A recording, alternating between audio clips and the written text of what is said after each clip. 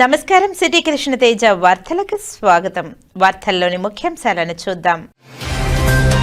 ప్రపంచ దేశాలకు భారతీయ సంస్కృతి ఆదర్శం.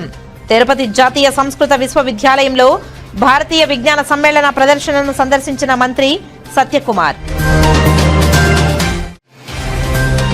డిసెంబర్ 30 నుండి జనవరి 8వ తేదీ వరకు వైకుంఠ ద్వార దర్శనాలకు విస్తృత ఏర్పాట్లు.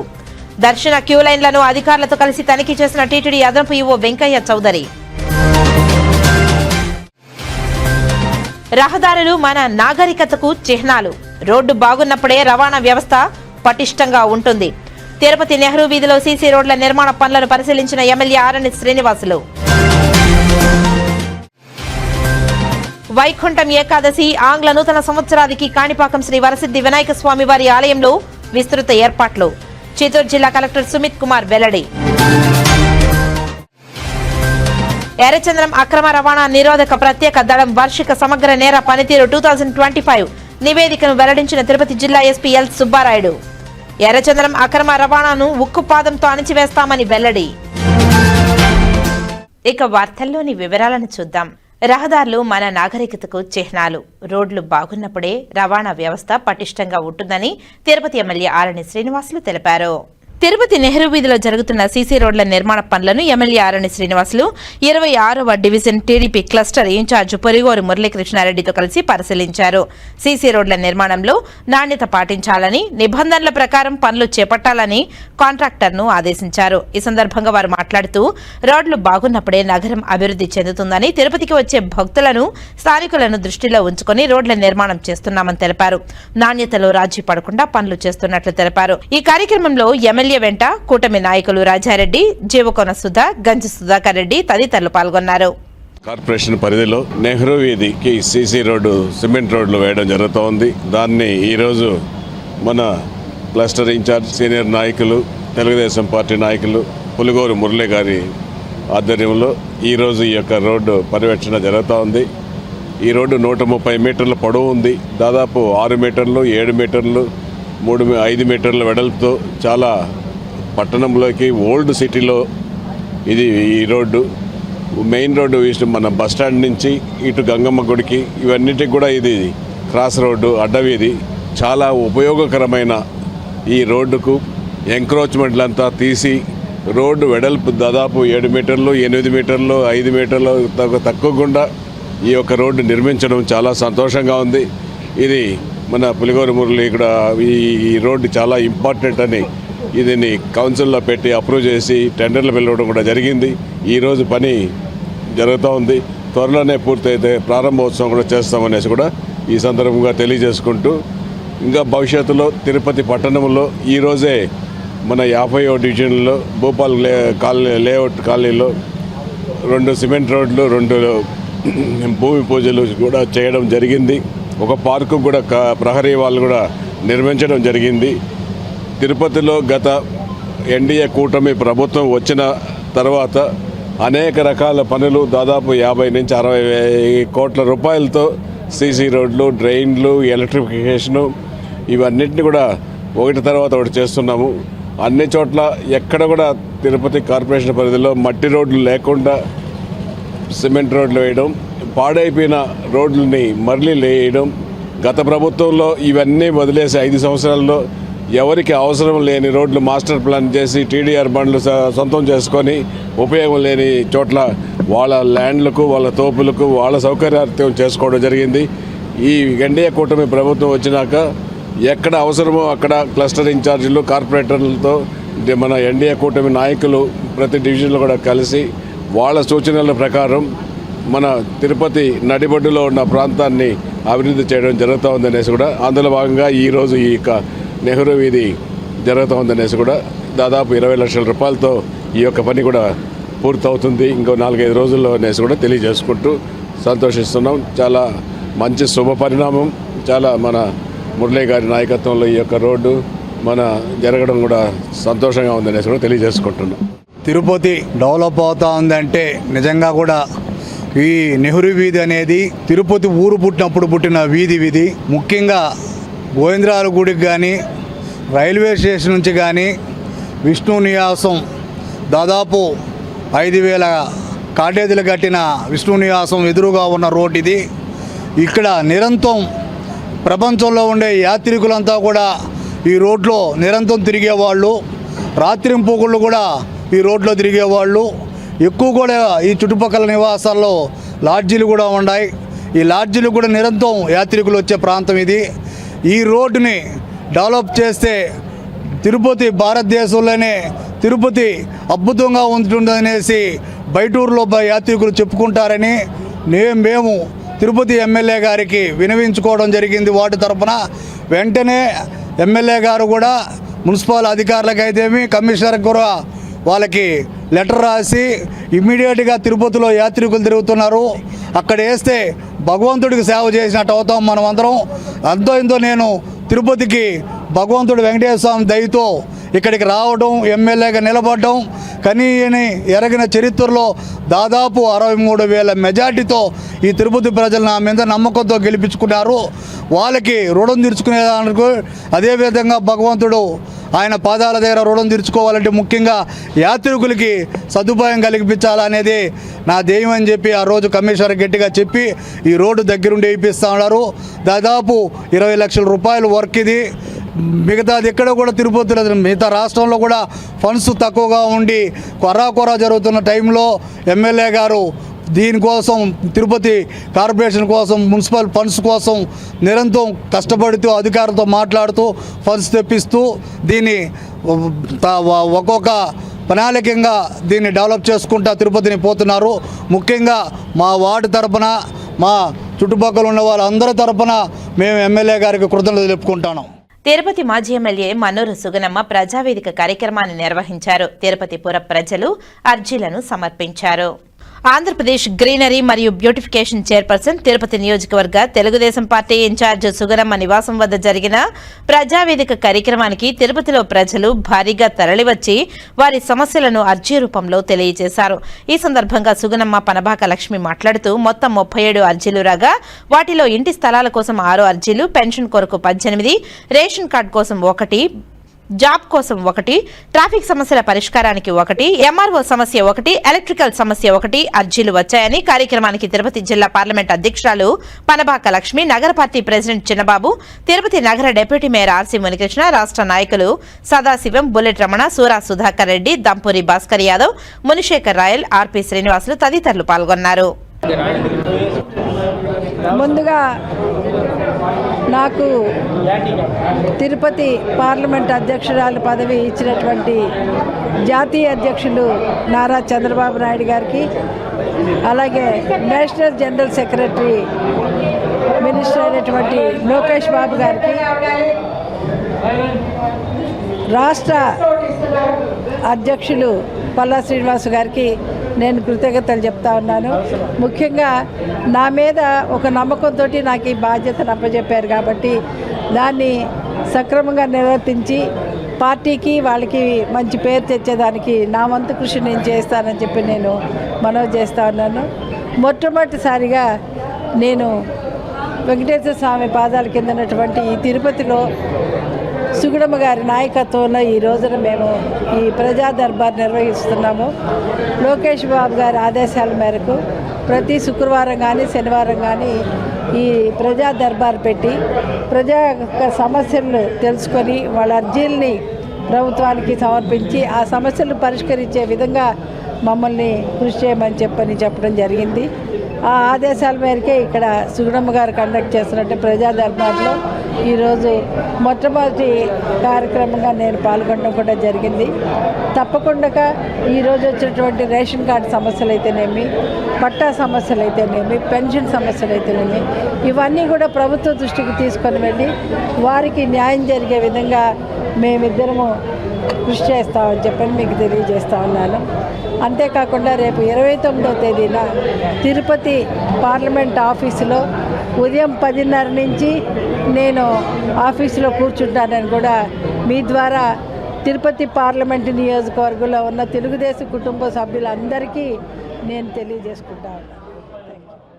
ఈరోజు రాష్ట్రంలో కూటమి ప్రభుత్వం సుపరిపాలన అందిస్తూ ఏవైతే మరి భవిష్యత్తు గ్యారంటీ, బాబు షూరిటీ కానివ్వండి, శ్రీశక్తి పథకాలు కానివ్వండి ప్రజలకు చేరువ చేసి ప్రజలందరికీ కూడా మరి సుపరిపాలన అందిస్తున్నటువంటి మన కూటమి నాయకత్వం నారా చంద్రబాబు నాయుడు గారు ముఖ్యమంత్రి గారు, ఉప ముఖ్యమంత్రిగా పవన్ కళ్యాణ్ గారు, నారా లోకేష్ బాబు గారు యువ మంత్రి గారు మరి ఒక సమన్వయంతో ప్రజల గురించే నిత్యం ఆలోచన చేస్తూ ప్రజాక్షేమం కోసం పరిపాలన గావిస్తున్నటువంటి నాయకులు ఇప్పటికి కూడా ఇంకా చాలామందికి పెన్షన్లు కానివ్వండి, రేషన్ కార్డులు కానివ్వండి, ఇండ్లు కానివ్వండి, లేదు వాళ్ళు నివసిస్తున్నటువంటి ప్రదేశాల్లో రోడ్లు కానివ్వండి, కాలువలు కానివ్వండి, ఇవన్నీ కూడా ప్రజలందరికీ సమకూరే విధంగా ప్రజా దర్బార్ కార్యక్రమం నిర్వహించి ప్రజా దర్బార్లో వచ్చేటువంటి వినతుల్ని స్వీకరించి వాటిని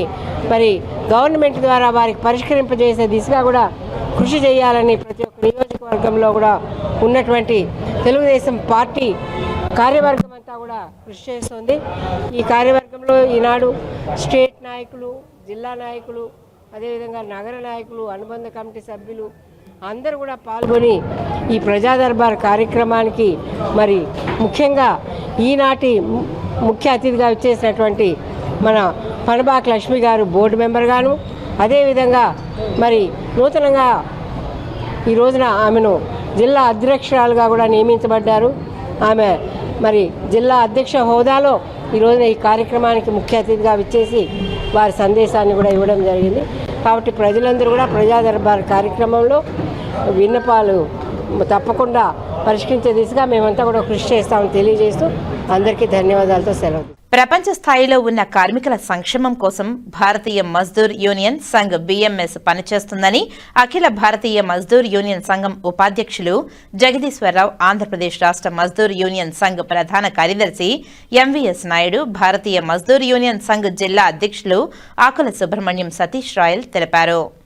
బీఎంఎస్ జిల్లా అధ్యక్షులు ఆకుల సుబ్రహ్మణ్యం సతీష్ రాయల్ ఆధ్వర్యంలో శనివారం తిరుపతిలో సంఘం కమిటీ సభ్యులు, కార్యకర్తల శిక్షణ తరగతులు నిర్వహించారు. ఈ కార్యక్రమానికి ముఖ్య అతిథులుగా జగదీశ్వరరావు, ఎంవీఎస్ నాయుడు, ఆకుల సుబ్రహ్మణ్యం, సతీష్ రాయల్ హాజరై మాట్లాడారు. జగదీష్ రావు మాట్లాడుతూ కేంద్ర ప్రభుత్వం కార్మికులకు సంక్షేమం కోసం 4 లేబర్ కోడ్లను తీసుకురావడం జరిగిందని తెలిపారు. ఆ చట్టాల వలన దాదాపు 40 కోట్ల మంది కార్మికులకు ఎంతో మేలు జరుగుతుందని తెలిపారు. అయితే బీఎంఎస్ సంఘం తప్ప మిగతా సంఘాలు చట్టాలను వ్యతిరేకించడం బాధాకరమని తెలిపారు.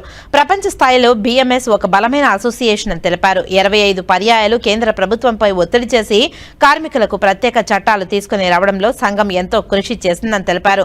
దీనిలో భాగంగా ఫిబ్రవరి పూణేలో పెద్ద ఎత్తున బీఎంఎస్ అఖిల భారతీయ మహాసభ జరగనుందని తెలియజేశారు. అనంతరం బీఎంఎస్ జిల్లా అధ్యక్షులు ఆకుల సుబ్రహ్మణ్యం సతీష్ రాయల్ మాట్లాడుతూ టీటీడీ యాజమాన్యానికి శ్రీవారి భక్తులకు ఏదో మేలు చేస్తున్నట్లు ప్రకటనలు ఇస్తున్నారు తప్ప టీటీడీ స్విమ్స్ లో పనిచేస్తున్న అవుట్సోర్సింగ్ కాంట్రాక్టు కార్మికులకు సరైన సౌకర్యాలు కల్పించడంలో విఫలం అవుతున్నారని బాధపడ్డారు. పలు పర్యాయాలు కార్మికుల సంక్షేమం కోసం బీఎంఎస్ అసోసియేషన్ తరఫున వినతి పత్రాలు అందజేస్తున్నా వాటిని పరిష్కరించడంలో టీటీడీ పూర్తిగా విఫలం కావడం ఏమిటని ప్రశ్నించారు. త్వరలో వీటిపై సంఘటితంగా పోరాడి టీటీడీ అనుబంధ ఆలయాలలో పనిచేస్తున్న అలాగే జిల్లా వ్యాప్తంగా పనిచేస్తున్న కార్మికుల శ్రేయస్సు కోసం బీఎంఎస్ నేతలు, కార్యకర్తలు, కమిటీ సభ్యులు యుద్ధ సైనికుల్లా పోరాడతామని హెచ్చరించారు. ఈ కార్యక్రమంలో జిల్లా సెక్రటరీ వెంకటాద్రి యాదవ్ తదితరులు పాల్గొన్నారు. M Jagadishwararao, Bharatiya Mazdoor Sangh all India vice president. ఈరోజు తిరుపతి జిల్లాలో ఉన్నటువంటి బీఎంఎస్ అనుబంధ యూనియన్లు మరియు యూనిట్ల యొక్క మొత్తం క్యాడర్ సమావేశం జరిగింది. ప్రధానమైన విషయము నవంబర్ 21వ తేదీన కేంద్ర ప్రభుత్వము 4 లేబర్ కోడ్ని అమలు చేయడం ప్రారంభించారు. ఆ విషయం మీద కార్మికులు అనేక రకాల నుండి గందరగోళం మిగతా కార్మిక సంఘాలు క్రియేట్ చేస్తున్నారు. కాబట్టి కార్మికులకి అనుకూలంగా అంశాలు ఏదైతే ఉన్నాయో విషయాలన్నీ కూడా చెప్పాలనే ఉద్దేశం మీద ఈరోజు ఇక్కడికి తీసుకురావడం జరిగింది. కార్మికులకి మనందరికీ తెలిసిన విషయమే, మన యొక్క స్వాతంత్రం రాకముందు బ్రిటిష్ కాలం నుంచి కూడా 44 కార్మిక చట్టాలు ఉన్నవి. సుమారు గత 20-22 సంవత్సరాల నుండి కేంద్ర కార్మిక సంఘాలు 12 కేంద్ర కార్మిక సంఘాలు Bharatiya Mazdoor Sangh, INTC, AITC, CITU, హెచ్ఎంఎస్తో సహా యూటీయూసీతో సహా అనేక కార్మిక సంఘాలు గత 20-22 సంవత్సరాల నుండి కూడా కేంద్రంలో ఏ ప్రభుత్వం ఉన్నప్పటికి కూడా ఈ యొక్క చట్టాలని సరళీకరించండి, ఇవన్నీ చట్టాలు ఉంటే కన్ఫ్యూజన్ అవుతున్నాం, వర్కర్స్కి ఏ రకమైన లాభాలు తీసుకురాలేకపోతున్నాం, కాబట్టి బూజు పట్టిన చట్టాలను మార్పు చేయండి కాలానుగుణంగా అనేది డిమాండ్ చేస్తూ వచ్చారు. దీంట్లో భాగంగా గత ఎన్డీఏ ప్రభుత్వ కాలంలో సెకండ్ లేబర్ కమిషన్ మాజీ కేంద్ర కార్యమంత్రి అయినటువంటి శ్రీ రవీంద్ర వర్మ గారి అధ్యక్షతన ఒక కమిటీ ఏర్పాటైంది. అందులో ఐఎన్టీసీ సభ్యులు అయినటువంటి శ్రీ జి సంజీవరెడ్డి గారు, బీఎంఎస్ యొక్క సభ్యులు శ్రీ సత్యనారాయణ గారు కూడా ఉన్నారు. అప్పుడు దేశవ్యాప్తంగా అన్ని కార్మిక సంఘాలని కార్మికులు కలిసిన తర్వాత దేశంలో ఇప్పుడున్నటువంటి కార్మిక చట్టాలన్నీ కూడా సంఘటిత రంగానికే ఉన్నాయి తప్ప స్వయం ఉపాధితో ఉన్నటువంటి అసంఘటిత రంగ కార్మికులు సుమారుగా 40 కోట్ల మంది ఎవరుతున్నారో వారికి ఏ రకమైన సదుపాయాలు కానీ సాంఘిక భద్రత కానీ లేక వేతన చట్టం కానీ లేవు. కాబట్టి వారు కూడా చేయాలి అనేది అక్కడ సిఫార్సు చేసి ప్రభుత్వానికి నివేదించారు. ప్రభుత్వం దాని ఆమోదం తెలిపింది. అందులో ఐఎన్టీసీ కూడా ఉన్నది. కానీ మిగతా కార్మిక సంఘాలు అసలు దాంట్లో పార్టిసిపేట్ చేయలేదు. మార్పు కోరుతున్నారు, కానీ వాళ్ళకి ఏ రకమైన సలహాలు ఇవ్వాలి అంటే సలహాలు ఇవ్వడానికి కూడా ఇష్టపడలేదు. ప్రభుత్వం దాన్ని ఆమోదించింది కానీ దాన్ని అమలు చేయలేదు. తర్వాత వచ్చినటువంటి కాంగ్రెస్ ప్రభుత్వం కానీ మిగతా ప్రభుత్వాలు కానీ ఆ విషయాన్ని దృష్టి పెట్టలేదు. ఈ మధ్యకాలంలోనే ఈ మొత్తం ఇప్పుడున్నటువంటి కేంద్రంలో ఉండే ప్రభుత్వము ఈ యొక్క రిపోర్ట్స్ని పైకి తీసుకొచ్చి అన్ని కార్మిక సంఘాలను కూడా పిలిచి వారి యొక్క అభిప్రాయాలను చెప్పడం జరిగింది. భారతీయ మజ్దూర్ సంఘ్ తప్ప మిగతా కార్మిక సంఘాలు ఆ చర్చలకి వెళ్ళకడం మానేసి అసలు ఆ కమిటీనే బహిష్కరించారు. భారతీయ మజ్దూర్ సంఘ్ మాత్రము ఆ చర్చలో పాల్గొన్నది. సుమారుగా 18 నుంచి 20 సార్లు కేంద్ర ప్రభుత్వంతో చర్చలు జరిపిన తర్వాత ఈ 4 లేబర్ కోడ్లు కూడా పార్లమెంట్ చట్ట రూపంగా వచ్చింది. ఈ 4 లేబర్ కోడ్లో వేతన చట్టము, సామాజిక భద్రతా చట్టము, అలాగే ఆక్యుపేషనల్ సేఫ్టీ, ఇండస్ట్రియల్ రిలేషన్స్, ఈ రకం 4 చట్టాలు తీసుకురావడం జరిగింది. దాని అండర్లో రూల్స్ ఫ్రేమ్అవుట్ చేయాలి. మెజార్టీ రాష్ట్రాలు రూల్స్ ఫ్రేమ్అవుట్ చేసి పంపించారు. కాబట్టి ఇంప్లిమెంటేషన్కి నవంబర్ 21వ తేదీన కేంద్ర కార్మిక శాఖ మంత్రి గారు దీన్ని అమలు చేస్తూ 21వ తేదీన దాన్ని అమలు చేయడానికి నోటిఫికేషన్ జారీ చేశారు. భారతీయ మజ్దూర్ సంఘ్ దీన్ని స్వాగతిస్తుంది. కారణము మొదటి నుంచి కూడా వేతన చట్టము, సాంఘిక భద్రతా చట్టము ఇది కార్మికులు మేలు చేస్తుంది. మనందరికీ తెలుసు, ఈరోజు సప్లై చైన్ వర్కర్స్ పెరిగారు, మీడియా పెరిగారు, అలాగే Ola, Uber, Rapido, Swiggy, Zomato, Blinkit, ASHA, anganwadi ఈ రకమైన కార్మికులు, ప్లాట్ఫామ్ కార్మికులు వీళ్ళెవరు కూడా ఓనర్స్ ఎవరు ఉన్నారో కూడా తెలియని పరిస్థితిలో ఉన్నారు. గిగ్ వర్కర్సు, అలాగే మీడియా వర్కర్సు, యూట్యూబ్ ఛానల్స్ ఎవరికి కూడాను ఎవరు ఓనరో తెలియదు. వీరికి ఎవరికి కూడా వేతనం కానీ, సాంఘిక భద్రత కానీ, జాబ్ సెక్యూరిటీ కానీ, సోషల్ సెక్యూరిటీ కానీ లేదు. వీళ్ళందరినీ కూడా ఈ యొక్క చట్టాల్లో సమీకరణ చేసి వీళ్ళందరికీ ఇవి అమలు చేస్తూ ప్రభుత్వం చర్య తీసుకుంది. కాబట్టి భారతీయ మజ్దూర్ సంఘ్ సుమారుగా 30-40 కోట్ల మంది దేశంలో ఉండే కార్మికులు మేలు చేసేటువంటి చట్టం తెచ్చింది. కాబట్టి దీన్ని సమర్థిస్తూ మేము సపోర్ట్ చేస్తూ ఉన్నాం.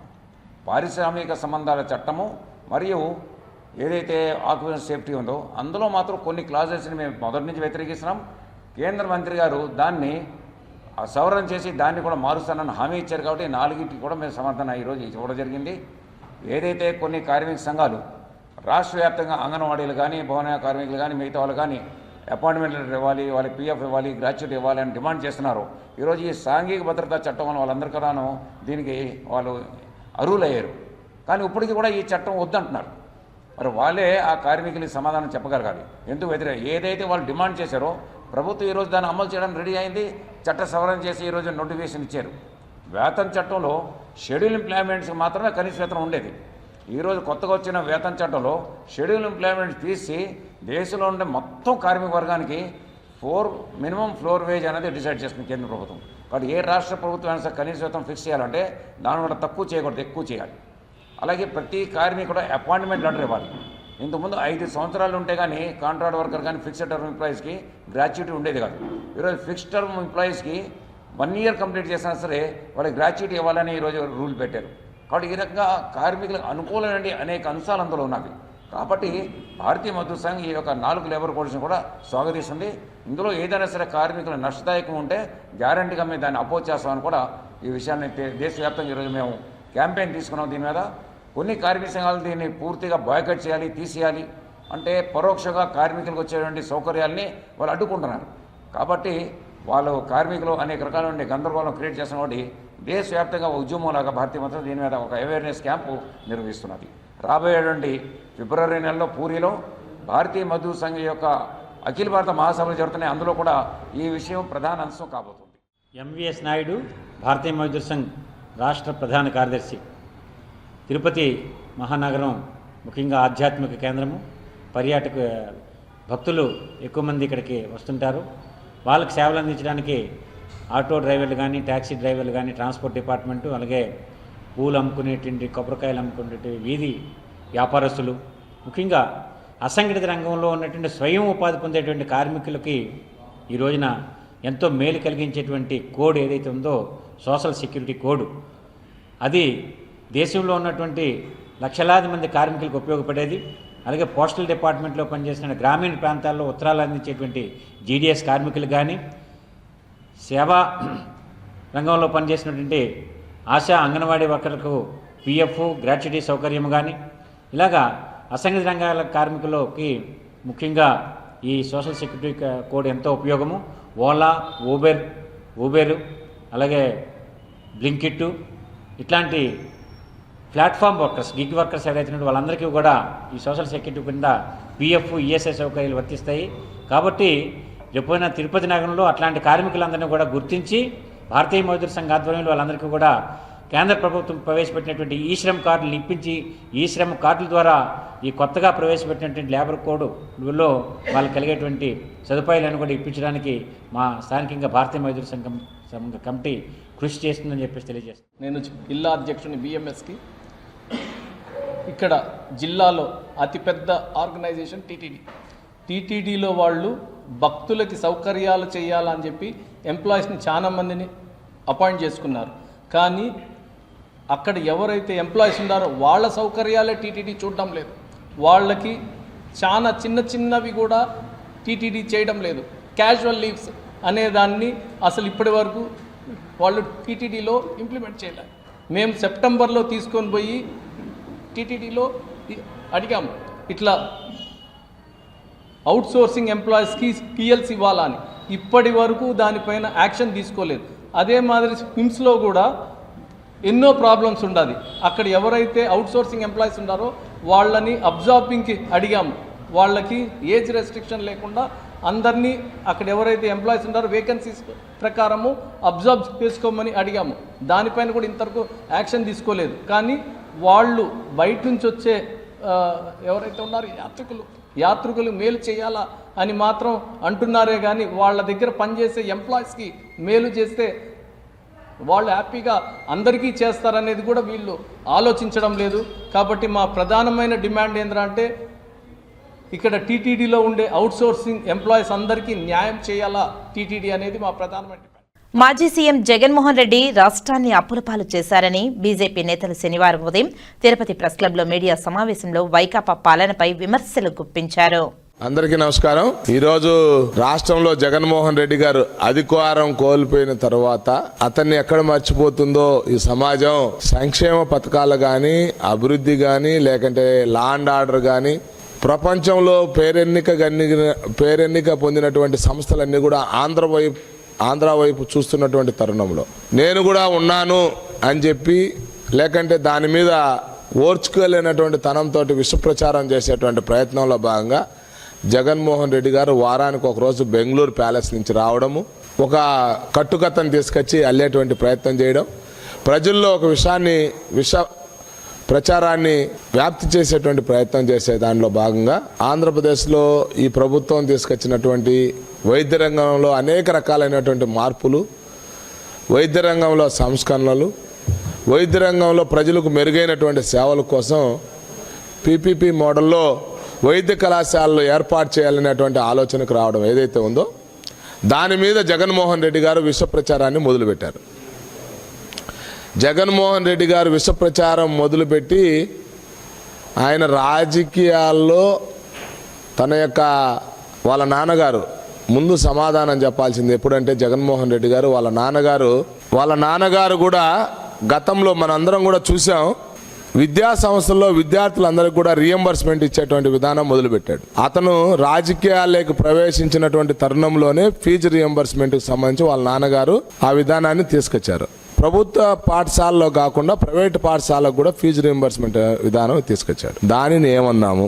ఒకటి, ఈరోజు 20 రాష్ట్రాల్లో పీపీపీ మోడల్ తోటి అనేక రకాలైనటువంటి మౌలిక సదుపాయాల కల్పన ప్రయత్నాలు ప్రారంభమయ్యాయి. అది 2000 సంవత్సరం నుంచే ప్రారంభమయ్యాయి 20 రాష్ట్రాల్లో. దాన్ని జగన్మోహన్ రెడ్డి గారు ఏ విధంగా వ్యతిరేకిస్తాడా, సమర్థిస్తాడా? లేకపోతే తన 5 సంవత్సరాల పాలనలో ఈ రాష్ట్రంలో విమానాశ్రయాలు, పోర్ట్లు, సెంట్రల్ యూనివర్సిటీలు, రహదారులు ఇవన్నీ కూడా వచ్చాయి. దాన్ని ఏమందాం? ఆరోగ్య సేవలు ఏవైతే ఉన్నాయో నీ హయాంలో పీపీపీ విధానంలోనే సేవలు అందించాయనేటువంటి విషయం నిజమా కాదా? మరి వీటన్నిటికీ సమాధానం చెప్పకుండా ఇవన్నీ సక్రమైనప్పుడు నీ 5 సంవత్సరాల కాల పరిమితిలో ఈరోజు ఎందుకు అవి తప్పయ్యాయి అని చెప్పి జగన్మోహన్ రెడ్డి గారిని ప్రశ్నిస్తున్నాం. రాష్ట్రంలో పీపీపీ విధానంతో మీరు ముందుకు పోతే మరింత వేగవంతంగా సేవలు అందించవచ్చు, వాటిని సద్వినియోగం చేసుకోండి అని చెప్పి కేంద్ర ప్రభుత్వమే ఓ పక్కన సూచన చేస్తుంటే వీళ్ళేదో ఆంధ్రప్రదేశ్లో మాత్రమే ప్రత్యేకంగా ప్రవేశపెట్టినట్టు ఇదొక కేవలం దోచుకోవడం కోసం, దాచుకోవడం కోసం అన్నట్లు విష ప్రచారం చేయడమే కాకుండా పరోక్షంగా ఎవరు వచ్చినా మీ అంతు తేలుస్తాం అని బెదిరింపు ధోరణి ఏదైతే ఉందో ఇది ఫ్యాక్షన్ భావజాలానికి ప్రతీక. ఎవరు టెండర్లు వేయద్దు, టెండర్లు ఎవరేసినా వాళ్ళ అంతు చూస్తా అని చెప్పి బెదిరింపు ధోరణి ఏదైతే ఉందో గతంలో కడప జిల్లాలో వాళ్ళని కాదని ఎవడు రోడ్ల కోసము లేకంటే నిర్మాణాల కోసం టెండర్లకు పోతుంటే వాళ్ళను ప్రత్యక్షంగా భౌతిక దాడులు చేసేవాళ్ళు. ఇది వాళ్ళ కుటుంబానికి అలవాటు. జగన్మోహన్ రెడ్డి కుటుంబానికి ఈరోజు కాదు గతంలో కూడా వాళ్ళకి అలవాటు ఉంది. భౌతికంగా దాడులు చేసేవాళ్ళు. అప్పట్లో టెండర్లు బాక్సులు వేసేవాళ్ళు. బాక్సులు వేసే ముందర కూడా వ్యక్తుల్ని అపహరించిపోయినటువంటి చరిత్ర జగన్మోహన్ రెడ్డి గారి కుటుంబంది. కాబట్టి ఆ విధానంలోనే ఆయన ఈరోజు సాఫ్ట్గా చెప్తున్నాడు, నేను అధికారంలోకి వస్తే మీ అంతు తేలుస్తా అంటున్నాడు.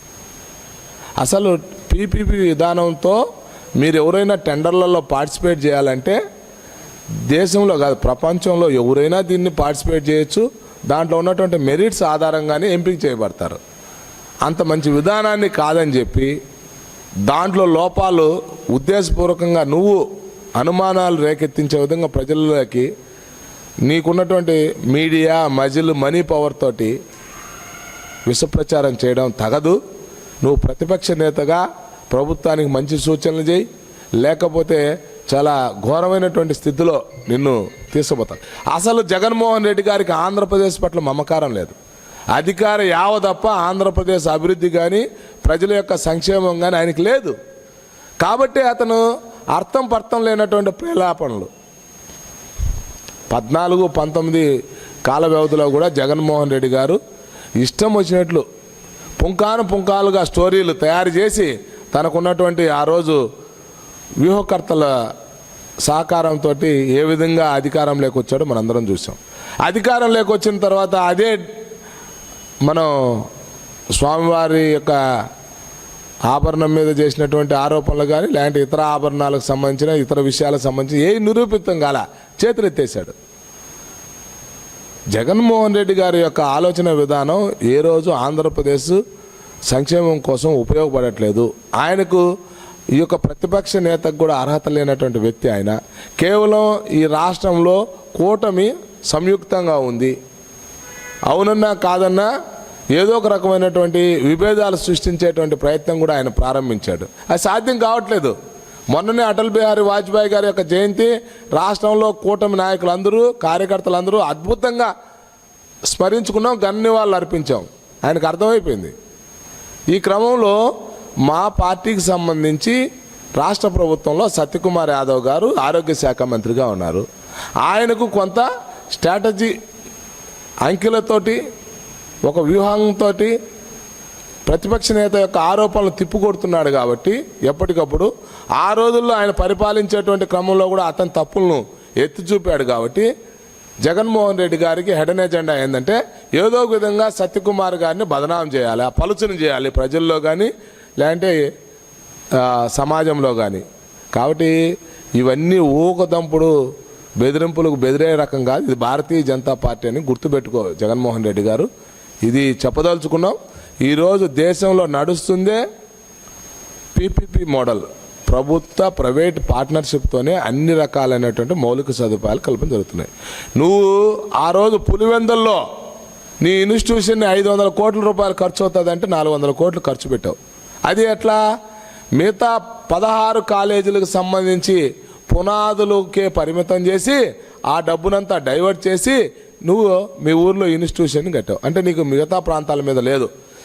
ఆడన్నా ఒక ఇన్స్టిట్యూషన్ని ఎస్టాబ్లిష్ చేస్తే దానికి కూడా మీ నాన్న పేరో మీ తాత పేరో ఎవరో ఒకరి పేరు పెట్టుకోవచ్చు అనేటువంటి తపన తప్ప అక్కడ ఉన్నటువంటి ప్రజల మీద ప్రేమతో కాదు.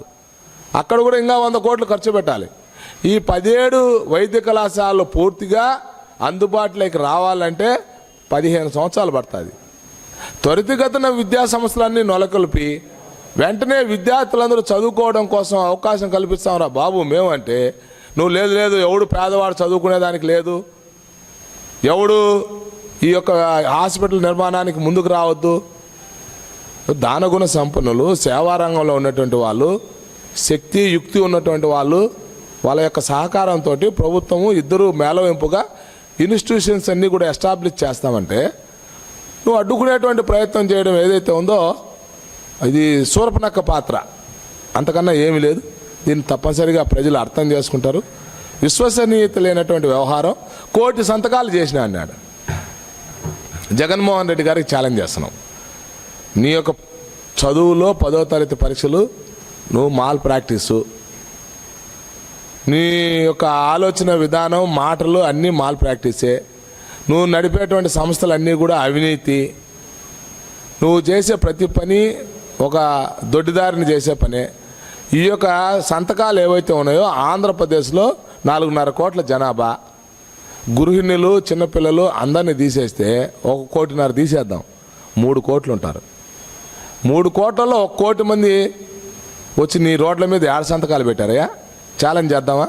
నువ్వు తెచ్చినటువంటి కట్టలను ఆ గవర్నర్ గారిని నేను అడుగుతున్న గవర్నర్ గారిని కూడా రిక్వెస్ట్ ఏంటంటే ఆయన పార్టీ కార్యకర్తలందరూ కూడా కుడి చేత్తో ఎడం చేత్తో తీసి రాసినట్టు కొన్ని అయితే కొన్ని ఖాళీ పేపర్లన్నీ అలా పెట్టి చూపడం కోసం సోషల్ మీడియాలో ప్రచారం చేసుకోవడం కొరకు లారీలో అలా తెచ్చాడు వ్యాన్లలో.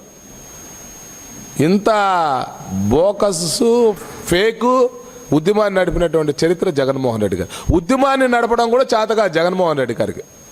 మేము మా మిత్రుడు మా డాక్టర్ గారు ఎందనక చెప్పారు శ్రీధర్ గారు, 1,10,00,000 సంతకాలు మేమే దాని మీద జగన్మోహన్ రెడ్డికి వ్యతిరేకంగా సంతకాలు మేము చేపిస్తాం అంటే మీరు వెంటనే దాన్ని ఉపసంహరించుకుంటారా? నేను తప్పు చేశాను, మేము మాట్లాడిన తప్పు అని చంపలేసుకొని సమాజంలో క్షమాపణ చెప్తారా? సంతకాలు పెట్టడం మాకు తెలవదా నువ్వు ఏ విధంగా పెట్టినావో? మిగతా పార్టీల ఓట్లు, నీకు వచ్చినటువంటి ఓట్లు ఎంతమంది? నీ సభ్యత్వం లేదు కదా, నీ సభ్యత్వం కూడా ఫేకే కదా. మరి సభ్యత్వమే ఫేక్ అయినప్పుడు నీ సభ్యత్వం సంతకాలు కూడా అంతకన్నా పెద్ద ఫేక్ అనేటువంటి విషయం మా అందరికీ తెలుసు, సమాజానికి కూడా తెలుసు. ధన్యవాదాలు. ఏదైతే భారతీయ జనతా పార్టీ ఆంధ్రప్రదేశ్ రాష్ట్రంలో చేస్తున్నటువంటి అంటే కేంద్ర ప్రభుత్వ సహాయ సహకారాలతో అట్లా ప్రధానమంత్రి నరేంద్ర మోడీ గారు కానీ ఇక్కడ ముఖ్యమంత్రి వాళ్ళు చంద్రబాబు నాయుడు గారు, పవన్ కళ్యాణ్ గారు, అశోక్ గారు నిరంతరము రాత్రింపగులని లేకుండా అంటే అదల్పాతాల్లోకి తొక్కి పెట్టేసినటువంటి వైసీపీ ప్రభుత్వము ఈ రాష్ట్రాన్ని చెత్తగా అన్ని విధానాల్లో, ఎడ్యుకేషన్ విధానంలో అయినా, వైద్య రంగంలో అయినా, సంక్షేమ రంగంలో అయినా, వ్యవసాయ రంగమైనా, విద్యుత్ రంగమైనా, ఎంప్లాయ్మెంట్స్ రంగమైనా పనిచేసిన ప్రతి ఎన్జిఓ కష్టపడుతున్న ఈ రాష్ట్రంలో అందరిలో చేసినటువంటి అధోగతిని పునరుద్ధరించేదానికి చేస్తున్న ప్రయత్నంలో అందరికీ కావాల్సింది పుట్టబోయే బిడ్డకాడి నుంచి చనిపోయే 60,000 ముసలోళ్ళ వరకు కావాల్సింది వైద్య రంగం. ఈ వైద్య రంగంలో ఒక యువ మంత్రి అని చెప్పచ్చు, నాలెడ్జ్ హబ్ అయినటువంటి డాక్టర్ సత్యకుమార్ గారు ఆయన తీసుకున్నటువంటి కొన్ని సంస్కరణలో వాళ్ళకి ఏం కన్నుగొట్టిందో మాకు తెలియదు. కానీ ఈరోజు పెద్దలు మాట్లాడిన విషయాలు కాకుండా 2 విషయాలు చెప్తున్నా. అటు ప్రజల్లో వైసీపీ వాళ్ళు చేస్తున్న వాస్తవాలు, అదేంటి అవాస్తవాలని, అంటే వాళ్ళకు ఒక నాలెడ్జ్ ఉంది, వాస్తవాన్ని అవాస్తవాన్ని వాస్తవంగా చెప్పడంలో వాళ్ళు చాలా గెటుకులు. దాంట్లో ఉన్న నాయకుల గురించి మేము కొత్తగా చెప్పాల్సిన పనిలా, వాళ్ళు ఏం మాట్లాడుతుంటారో, వాళ్ళకి ఎంత తిక్కుందో, వాళ్ళకి ఎంత వ్యజ్ఞం ఉంటుందో అనేది. సో అలాంటి భాగాల్లో ప్రాథమికంగా 5 ప్రధానమైన అంశాలు ఉన్నాయి. పబ్లిక్ ప్రైవేట్ ప్రాపర్టీ అనే సిస్టమ్ ఒక వైద్య రంగంలోనే కాదు, అన్ని హైవేస్లో కానీ ఎయిర్పోర్ట్ డెవలప్మెంట్స్లో కానీ దేశవ్యాప్తంగా చాలా రాష్ట్రాలు కూడా ఈ పాలసీని ప్రవేశపెట్టి ముందుకు తీసుకెళ్తాంది. కాకపోతే ఈ వైద్య రంగానికి సంబంధించిన ప్రైవేట్ కాలేజీ రంగం దాంట్లో ఆంధ్రప్రదేశ్ రాష్ట్రం ఈరోజు తీసుకున్నటువంటి పీపీపీ మోడల్ని ఇది ప్రజలకు మంచా చెడ, చదువుకోపోయే విద్యార్థులకి మంచిగా ఉందా లేదా, వైద్య రంగంలో వీళ్ళకి పేదవాళ్ళకి ఏమైనా సహాయ సహకారాలు ఉన్నాయా లేక ఏమైనా డౌట్లు ఉన్నాయన్న దాంట్లో వాళ్ళు చెప్తున్న ప్రధానమైన 5 అంశాలు. నెంబర్ 1, వైద్య కళాశాలలతో పాటు అక్కడ చదువుతున్న విద్యార్థులకి ఏదైతే నేషనల్ మెడికల్ కౌన్సిల్ నామ్స్ ప్రకారమే, అలాగే స్టేట్ మిషన్ మెడికల్ నామ్స్ ప్రకారమే వాళ్ళకి అన్ని రకాల ఉచిత విద్యతో పాటు వాళ్ళకి రిజర్వేషన్ కోట ఎస్సీ ఎస్టీ బీసీలకి ఏదైతే ప్రాధాన్యత ఉందో అదే విధంగా పాటించడం జరుగుతుంది. అదేవిధంగా అక్కడ చదివే పిల్లలకి స్కాలర్షిప్ విషయాలు కూడా పాటించడం జరుగుతుంది. వాళ్ళకి చదువుకోపోయిన విద్యార్థులకి ఏదైతే వాళ్ళకి సౌకర్యాలు కల్పించాలో వాళ్ళన్నిటికి కూడా ఉచితంగా పాటించడం జరుగుతుంది. ఇంతేకాకుండా వైద్యానికి వచ్చే ప్రతి పేదవాడు ఇప్పుడు ఏదైతే ఆరోగ్యశ్రీ కానీ ఆయుష్మాన్ కానీ ఎన్టీఆర్ ట్రస్ట్ సేవా కాలేజీలో చెందాల్సిన సేవలన్నీ కూడా యాజ్ పర్ నామ్స్ ప్రకారం ఈ పీపీపీ మోడల్లో ఉన్న ప్రైవేట్ కాలేజీలో ప్రైవేట్ వైద్య రంగంలో జరగడం జరుగుతుంది. 3వ విషయము, అక్కడ పనిచేస్తున్న గతంలో ఇప్పుడు పనిచేస్తున్న ఉద్యోగులు వాళ్ళని తీసేస్తారు, ప్రైవేట్ వాళ్ళు వస్తే కొత్త వాళ్ళని తీసుకుంటారు అనేది అవాస్తవము. ఎవరు ఎక్కడున్నారో అలాగే పనిచేస్తారు, ఎవరు ఏ స్థానంలో అలాగే ఉన్నారు. కానీ ఇంకా అధికమైన నైపుణ్యం కలిగిన డాక్టర్స్ని, నైపుణ్యం కలిగిన ప్రొఫెసర్స్ని, లెక్చరర్స్ని తీసుకొని కావాల్సినటువంటి సపోర్ట్ ఏదైతే ఆ వైద్య రంగానికి కావాలో వాటన్నిటికి సంబంధించిన కార్యాచరణ కూడా ఈ పీపీపీ మోడల్లో పని జరుగుతుంది. ఇదే కాకుండా మళ్ళా అత్యధిక శాతం చిన్నపిల్లలు పేదవాళ్ళకి రిజర్వేషన్ కోటాలు అయినప్పుడు వాళ్ళు తీసుకొని చదవాలంటే ₹1,00,00,000 వసూలు చేస్తారు ఫీజులు అనేది కూడా అవాస్తవం. ఇలాంటి అవాస్తవాలన్నిటితో కూడుకొని ప్రజలని భయభ్రాంతులు చేస్తూ ఒక రకమైన తప్పుదో పట్టిస్తూ వాళ్ళు చేసిన ప్రగతి ఈ రాష్ట్రానికి రావాలనే దుష్ప్రచారం ఏదైతే ఉందో దాన్ని తిప్పికొట్టాల్సిన బాధ్యత ప్రతి చదువుకొని ఈ అవగాహన పీపీపీ మోడల్ అంటే ఏంటో అవగాహన తెలిసిన ప్రతి ఒక్కరు కూడా తిప్పికొట్టాలని ఈ సందర్భంగా మేము తెలియజేసుకుంటున్నాము. మా మీడియా 2 శాఖల మధ్య సమన్వయ లోపం వికృతమాల గృహ సముదాయాల లబ్ధిదారులకు శాపంగా మారిందని సిపిఐ జాతీయ నాయకులు డాక్టర్ నారాయణ ఆవేదన వ్యక్తం చేశారు. కేంద్ర ప్రభుత్వం నిధులతో గృహ నిర్మాణ శాఖ ఇళ్ల నిర్మాణాలు పూర్తి చేసి తిరుపతి నగరపాలక సంస్థకు అప్పగించడం జరిగిందని తెలిపారు. కార్పొరేషన్ అధికారులు ఎంపిక చేసిన లబ్ధిదారులకు లాటరీ ద్వారా గృహాలను కేటాయించారు. అయితే ఏళ్ల తరబడుతున్న కాలనీలో కనీస వసతులు కల్పించకపోవడంపై వికృతమాల ప్రభుత్వ గృహాల అభివృద్ధి కమిటీ ఆధ్వర్యంలో లబ్ధిదారులు తమ దృష్టికి తీసుకువచ్చారని తెలిపారు. అందులో భాగంగా పర్యటన చేయడం జరిగిందని నారాయణ అన్నారు. పట్టణ ప్రాంత పేద ప్రజల సొంత ఇంటి కల సాకారం చేసే లక్ష్యంతో కేంద్ర రాష్ట్ర ప్రభుత్వాల నిధులతో నిర్మించిన గృహ సముదాయాలలో కనీస వసతులు కరువవుతున్నాయని తెలిపారు.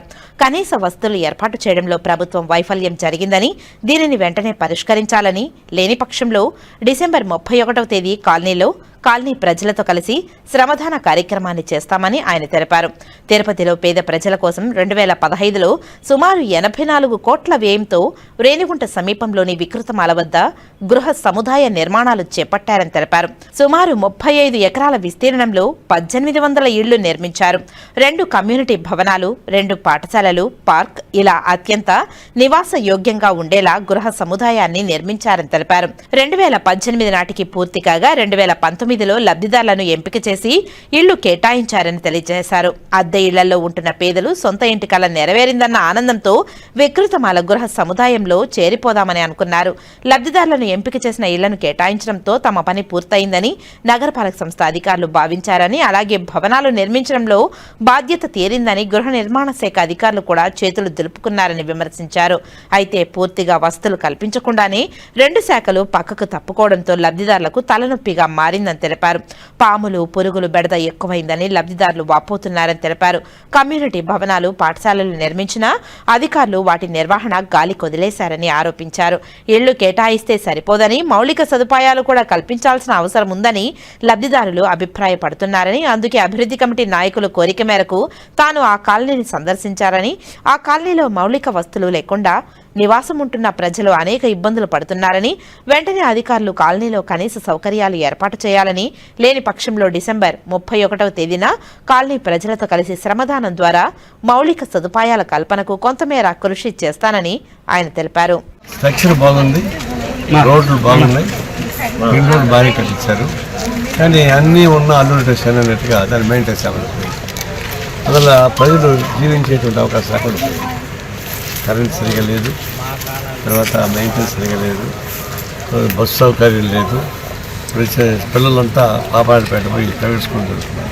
ఈడేమో స్కూల్ భవనం బ్రహ్మాండంగా ఉంది, ఎక్కడ అంత మంచి భవనం లేదు. స్కూల్ భవనం ఉంది, కమ్యూనిటీ హాల్ ఉంది, రోడ్లు బాగుంది, పిల్లలు చదువుకోవాలి. వీళ్ళు ఏమడుతున్నారు, మాకు స్కూల్ కావాలి, ఆడుకోవడానికి గ్రౌండ్ కావాలి అంటున్నారు. సహజమే, గ్రౌండ్ ప్లేస్ కూడా ఉంది, దాన్ని మెయింటైన్ చేయాలి, చెట్టు వేసిపోయి. దీన్ని బట్టి అన్నీ ఉన్నా దీన్ని చక్కగా చేసుకోవడంలో ప్రభుత్వం ఒకరికి ఒకరు వేసుకుంటున్నారు. అంతకు మొదలు టీడీపీ కాబట్టి వైసీపీ మాకు అక్కడ ఇప్పుడు వైసీపీ కానీ టీడీపీ వచ్చింది. 5 ఏళ్ళు వాళ్ళు ఏం చేయలేదు. ఇట్లా రాజకీయాలు పోట్లే కాదు, ప్రజలకు సౌకర్యం. ఏ పార్టీ అయితే ప్రజలకున్న పార్టీ వస్తుంది, కానీ దానికి ఒకరి మీద సౌకర్యం చెప్పుకుంటున్నా. చుట్టుపక్కల పిల్లలు మాకు గ్రౌండ్ కావాలడుగుతున్నారు, స్కూల్ కావాలడుగుతున్నారు. స్కూల్ భవనం ఉంది, గ్రౌండ్ ఉంది, చనిపోతే శ్మశాన వాటికి లేదు, కానీ స్థలం ఉంది. కాబట్టి అన్నీ ఉన్నాయి. శ్మశాన వాటికి స్థలం ఉంది, బ్రహ్మాండం కట్టే బిల్డింగ్ ఉంది, స్కూల్ బిల్డింగ్ ఉంది, కమ్యూనిటీ హాల్ ఉంది, గ్రౌండ్ ఉంది. దీని చక్కగా ఉంటే ప్రజలు ఆడుకుంటారు బాగా. అందువల్ల ఇది నేను ప్రభుత్వ అధికారులకు విజ్ఞప్తి ఏంటంటే అన్నీ ఉన్న తర్వాత దీనికి సౌకర్యం. రెండవది ఏంటంటే కాపురం చేయాలంటే ఇది సౌకర్యం, ట్రాన్స్పోర్ట్ సౌకర్యం లేదు. ఆటో ఇప్పుడు వస్తుంది, అది ఆటో అంటే 50 రూపాయలు 100 రూపాయలు తీసుకుంటారు, అంత శక్తి ఉండదు. రాత్రి పగలు ప్రాబ్లం ఉంటుంది. అందులో బస్సు సౌకర్యం, తర్వాత శ్మశాన వాటిక, స్కూల్ గ్రౌండ్, స్కూలు ఇవన్నీ ఉంటే పిల్లలు బ్రహ్మాండంగా డెవలప్ కాలేదు. కాబట్టి తడిసిపోతుంది చేయమని చెప్పాలి. ఒకవేళ ఆలస్యం అయితే ఈ పిల్లలందరూ తీసుకుని పోయి కలెక్టర్ ఆఫీస్లో పడుకోబడతారు.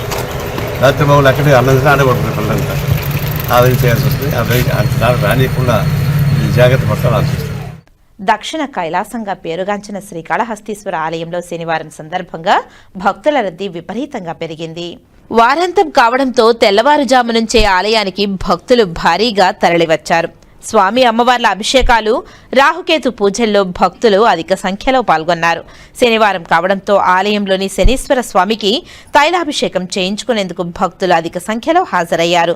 దీనివల్ల ఆలయ పరిసర ప్రాంతాలు భక్తులతో కిటకిటలాడాయి. భక్తులకు ఎటువంటి అసౌకర్యం కలగకుండా ఆలయ అధికారులు ప్రత్యేక ఏర్పాట్లు చేశారు. దర్శన క్యూలైన్లను సమగ్రంగా నిర్వహిస్తూ భద్రత, త్రాగునీరు తదితర సౌకర్యాలను అందుబాటులో ఉంచారు. భక్తుల రద్దీ ఉన్నప్పటికీ దర్శనాలు ప్రశాంతంగా కొనసాగాయి. భారతీయ తొలి మహిళా ఉపాధ్యాయురాలు సావిత్రిబాయి పూలే జయంతి సందర్భంగా జనవరి 3వ తేదీన తిరుపతి సీతమ్మనగర్ రోడ్లో సావిత్రిబాయి విగ్రహాన్ని ఆవిష్కరించనున్నామని బీసీ నేతలు శనివారం ఉదయం తిరుపతి ప్రెస్ క్లబ్లో తెలియజేశారు. పత్రికా విలేకరులకు, మీడియా వారికి అందరికీ బీసీ సంఘర్షణ సమితి తరపున ప్రత్యేక కృతజ్ఞతలు, ధన్యవాదాలు తెలియజేస్తూ జనవరి 3వ తారీఖు నూతన సంవత్సరంలో మహాత్మా జ్యోతిరావు పూలే గారి సతీమణి సావిత్రిబాయి పూలే గారి విగ్రహావిష్కరణ తిరుపతి పద్మావతి మహిళా యూనివర్సిటీ రోడ్డు సీతమ్మ నగర్ పోయే కూడలినందు విగ్రహావిష్కరణ కార్యక్రమాన్ని ఏర్పాటు చేయడం జరిగింది. భారతదేశ తొలి ఉపాధ్యాయురాలైనటువంటి సావిత్రిబాయి పూలే గారి యొక్క విగ్రహాన్ని తిరుపతి పట్టణంలో ఘనంగా పెద్ద ఎత్తున బీసీల యొక్క ఆధ్వర్యంలో బీసీ సంఘర్షణ సమితి నాయకత్వంలో విగ్రహాన్ని ఏర్పాటు చేయడం జరిగింది. దీనికి జిల్లా ఇన్ఛార్జి మంత్రి గారైనటువంటి అనగాని సత్యప్రసాద్ గారు, బీసీ సంక్షేమ శాఖ మంత్రి సవిత గారు, అదేవిధంగా మన ఎంపీ గురుమూర్తి గారు, ఎమ్మెల్యే తిరుపతి శాసనసభ్యులు ఆర్ఎన్ శ్రీనివాసులు గారు, తిరుపతి మేయర్ శిరీష గారు, చంద్రగిరి శాసనసభ్యులు పులిపర్తి నాని గారు, పూతలపట్టు ఎమ్మెల్యే కలికిరి మోహన్ గారు, కిరణ్ మోహన్ గారు, అదేవిధంగా టీటీడీ బోర్డు సభ్యులు జంగా కృష్ణమూర్తి గారు, మరి భాను ప్రకాష్ రెడ్డి గారు, డిప్యూటీ మేయర్లైనటువంటి ఆర్సి మునికృష్ణ గారు, మన ముద్రనారాయణ గారు, అందరూ కూడా ఇక పెద్ద ఎత్తున ఈ యొక్క కార్యక్రమానికి హాజరవుతున్నారు. ఈ కార్యక్రమానికి బీసీ సంఘాల నాయకులు, విద్యార్థులు మేధావులు అందరూ పెద్ద ఎత్తున పాల్గొనేసి విగ్రహావిష్కరణ కార్యక్రమాన్ని విజయవంతంగా చేయాలని చెప్పని తిరుపతి పట్టణంలో ఉన్నటువంటి బీసీ ఉద్యమకారులకు, ఉపాధ్యాయులకు, అదేవిధంగా విద్యార్థులకు, బీసీ మేధావులకు అందరికీ కూడా బీసీ సంఘర్షణ సమితి పిలిపిస్తుంది. బీసీ సంఘర్షణ సమితి ఆధ్వర్యంలో అనేక కార్యక్రమాలు ఈ తిరుపతి పట్టణంలో, తిరుపతి జిల్లాలో చేయడం జరిగింది. కాబట్టి బీసీ సోదరులందరూ కూడా జనవరి 3వ తారీఖు విగ్రహావిష్కరణ కార్యక్రమం ఉదయం 10 గంటలకు పెద్ద ఎత్తున బీసీ కుల సంఘాల నాయకత్వంలో భారీ ఎత్తున తరలి రావాలని చెప్పని ఈ సందర్భంగా బీసీ సంఘర్షణ సమితి పిలుపునిస్తుంది. మొట్టమొదటి భారతదేశపు ఉపాధ్యాయురాలు. ఆవేళ ఈరోజు కేవలం ఆమె ఒక బీసీలకు సంబంధించిన మహిళే కాదు, ఆ రోజు సమాజంలో ఉన్నటువంటి మహిళలకి చదువు వద్దనే, మహిళలు చదవకూడదని ఏవైతే ఆ రోజు అగ్రకులాలుగా ఉన్న వాళ్ళు మహిళలు చదువుకుంటే ఇబ్బందిగా ఉంటుందని వాళ్ళని దూరంగా పెట్టారో చదువుకి, ఈ భావనతో ఉన్న వాళ్ళందరినీ వ్యతిరేకిస్తూ శ్రీ మహాత్మా జ్యోతిరావు పూలే గారు తన భార్యనే ఆమెకే చదువు చెప్పించి దేశంలో ఉన్న మహిళలందరికీ, ఏ మహిళలైతే చదువుకు అక్షరాస్యతకు దూరంగా ఉన్నారో వాళ్ళందరికీ కూడా చదువు చెప్పించాలనే ఉద్దేశంతో చేసిన తొలి ప్రయత్నంలో ఆయన సఫలీకృతులయ్యారు. అనేక ఇబ్బందులు ఎదుర్కొన్నారు సమాజంలో అగ్రకులాల వారి చేత. అటువంటి తొలి మహిళా ఉపాధ్యాయురాలైనటువంటి ఆమె విగ్రహావిష్కరణ మన తిరుపతిలో చేసుకోవడం చాలా ఆనందం. కాబట్టి తిరుపతిలో ఉన్న మహిళలు అందరూ కూడా ఆ కార్యక్రమానికి ఇచ్చేసి ఆ కార్యక్రమాన్ని జయప్రదం చేయవలసిందిగా కోరుతున్నాం. తిరుపతి జిల్లా శ్రీకాళహస్తిలో రామసేతు వంతెన నుంచి అగ్రహారం కొడలి వరకు ఉన్న ప్రధాన రహదారికి ఇరువైపులా ప్రైవేటు బస్సులు, ఆటోలు నిలబడటంతో జెడ్పీ బాయ్స్ హైస్కూల్ విద్యార్థులు, విద్యార్థినులు తీవ్ర ఇబ్బందులను ఎదుర్కొంటున్నారు. పాఠశాల ప్రారంభం, ముగింపు సమయాలలో రహదారిపై భారీగా వాహనాలు నిలిచిపోవడంతో ట్రాఫిక్ స్తంభించిపోతోంది. దీంతో రోడ్డు దాటేందుకు విద్యార్థులు తీవ్ర ప్రమాదాన్ని ఎదుర్కోవాల్సి వస్తుంది. ముఖ్యంగా చిన్న వయసు విద్యార్థులు భయాందోళనకు గురవుతున్నారని స్థానికులు ఆవేదన వ్యక్తం చేస్తున్నారు. ప్రైవేటు బస్సులు, ఆటోలు నిర్లక్ష్యంగా రహదారిపైనే నిలవడం వల్ల వాహనదారులు, ప్రజలు తీవ్ర ఇబ్బందులు పడుతున్నారు. ట్రాఫిక్ పోలీసులు పర్యవేక్షణ పెంచి నో పార్కింగ్ జోన్ను కఠినంగా అమలు చేయాలని పలువురు కోరుతున్నారు. అలాగే పాఠశాల సమీపంలో ప్రత్యేక పార్కింగ్ ఏర్పాటు చేయాలని స్థానికులు విజ్ఞప్తి చేస్తున్నారు. శ్రీకాళహస్తీశ్వరుని సినీ నటుడు సుమన్ దర్శించుకున్నారు. ఆలయ అధికారులు దర్శన ఏర్పాట్లను చేశారు. శ్రీ జ్ఞాన ప్రసూనంబ సమేత శ్రీకాళహస్తీశ్వరుని సినీ నటుడు సుమన్ దర్శించుకున్నారు. దర్శనానికి విచ్చేసిన సుమన్ను ఆలయ అధికారులు వారిని సాదరంగా ఆహ్వానించి వారికి ప్రత్యేక 5,000 రూపాయలు రాహుకేతు సర్పదోష నివారణ పూజలు, అభిషేకం, అంతరాలయ దర్శనం, వేద ఆశీర్వచనం ఏర్పాటు చేశారు. ఈ కార్యక్రమంలో ఏపీఆర్ఓ శ్రీనివాసులు పాల్గొన్నారు.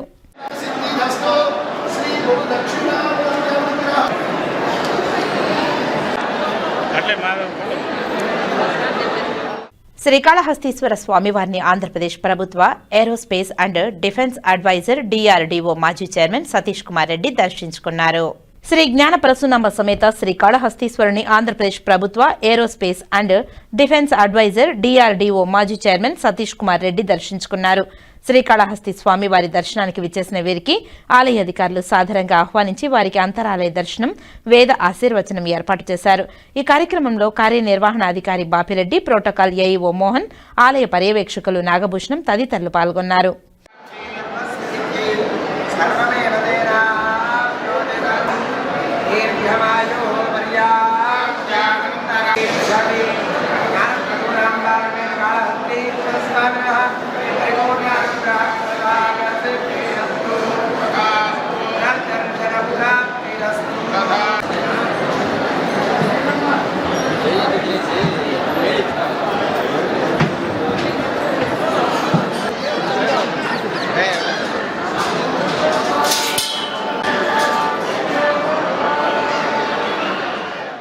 భజన మండలి కళాకారుల నగర సంకీర్తన, గోవిందనామ స్మరణలతో తిరుపతి నగరంలో ఆధ్యాత్మికత మరింత వెల్లివిరిసింది.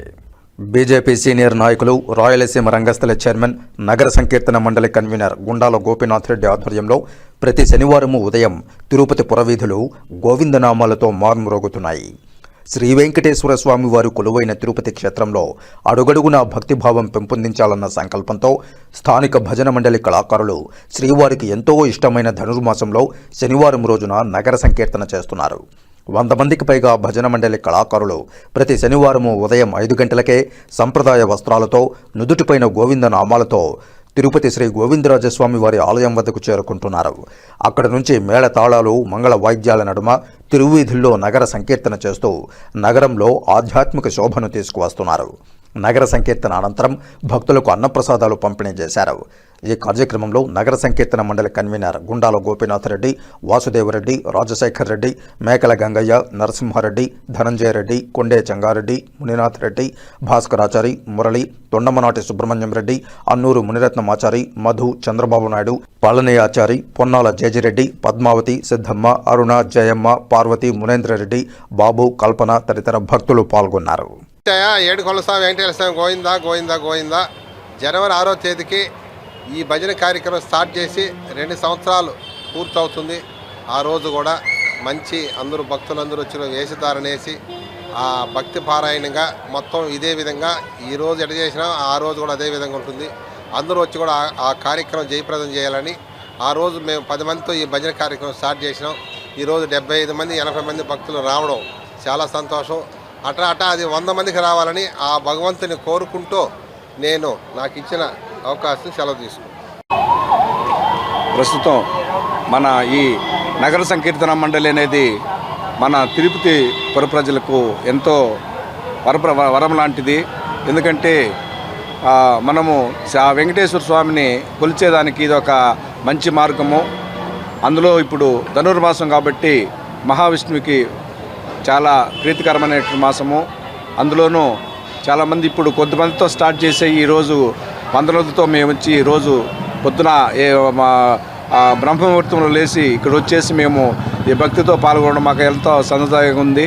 అందుకని ఇంకా ఎక్కువ మంది ఈ భజనకు పాల్గొని ఈ నగర సంకీర్తన మండలిని జయప్రదం చేస్తారని ఆ మహావిష్ణువుకి ప్రీతిపాత్ర కాగలరని ఆశిస్తున్నాం. ఓం నమో. గత 2 సంవత్సరాల క్రితం జనవరి 6వ తేదీన నగర పెద్దల వారిచే ఈ నామ సంకీర్తన ప్రారంభం జరిగినది.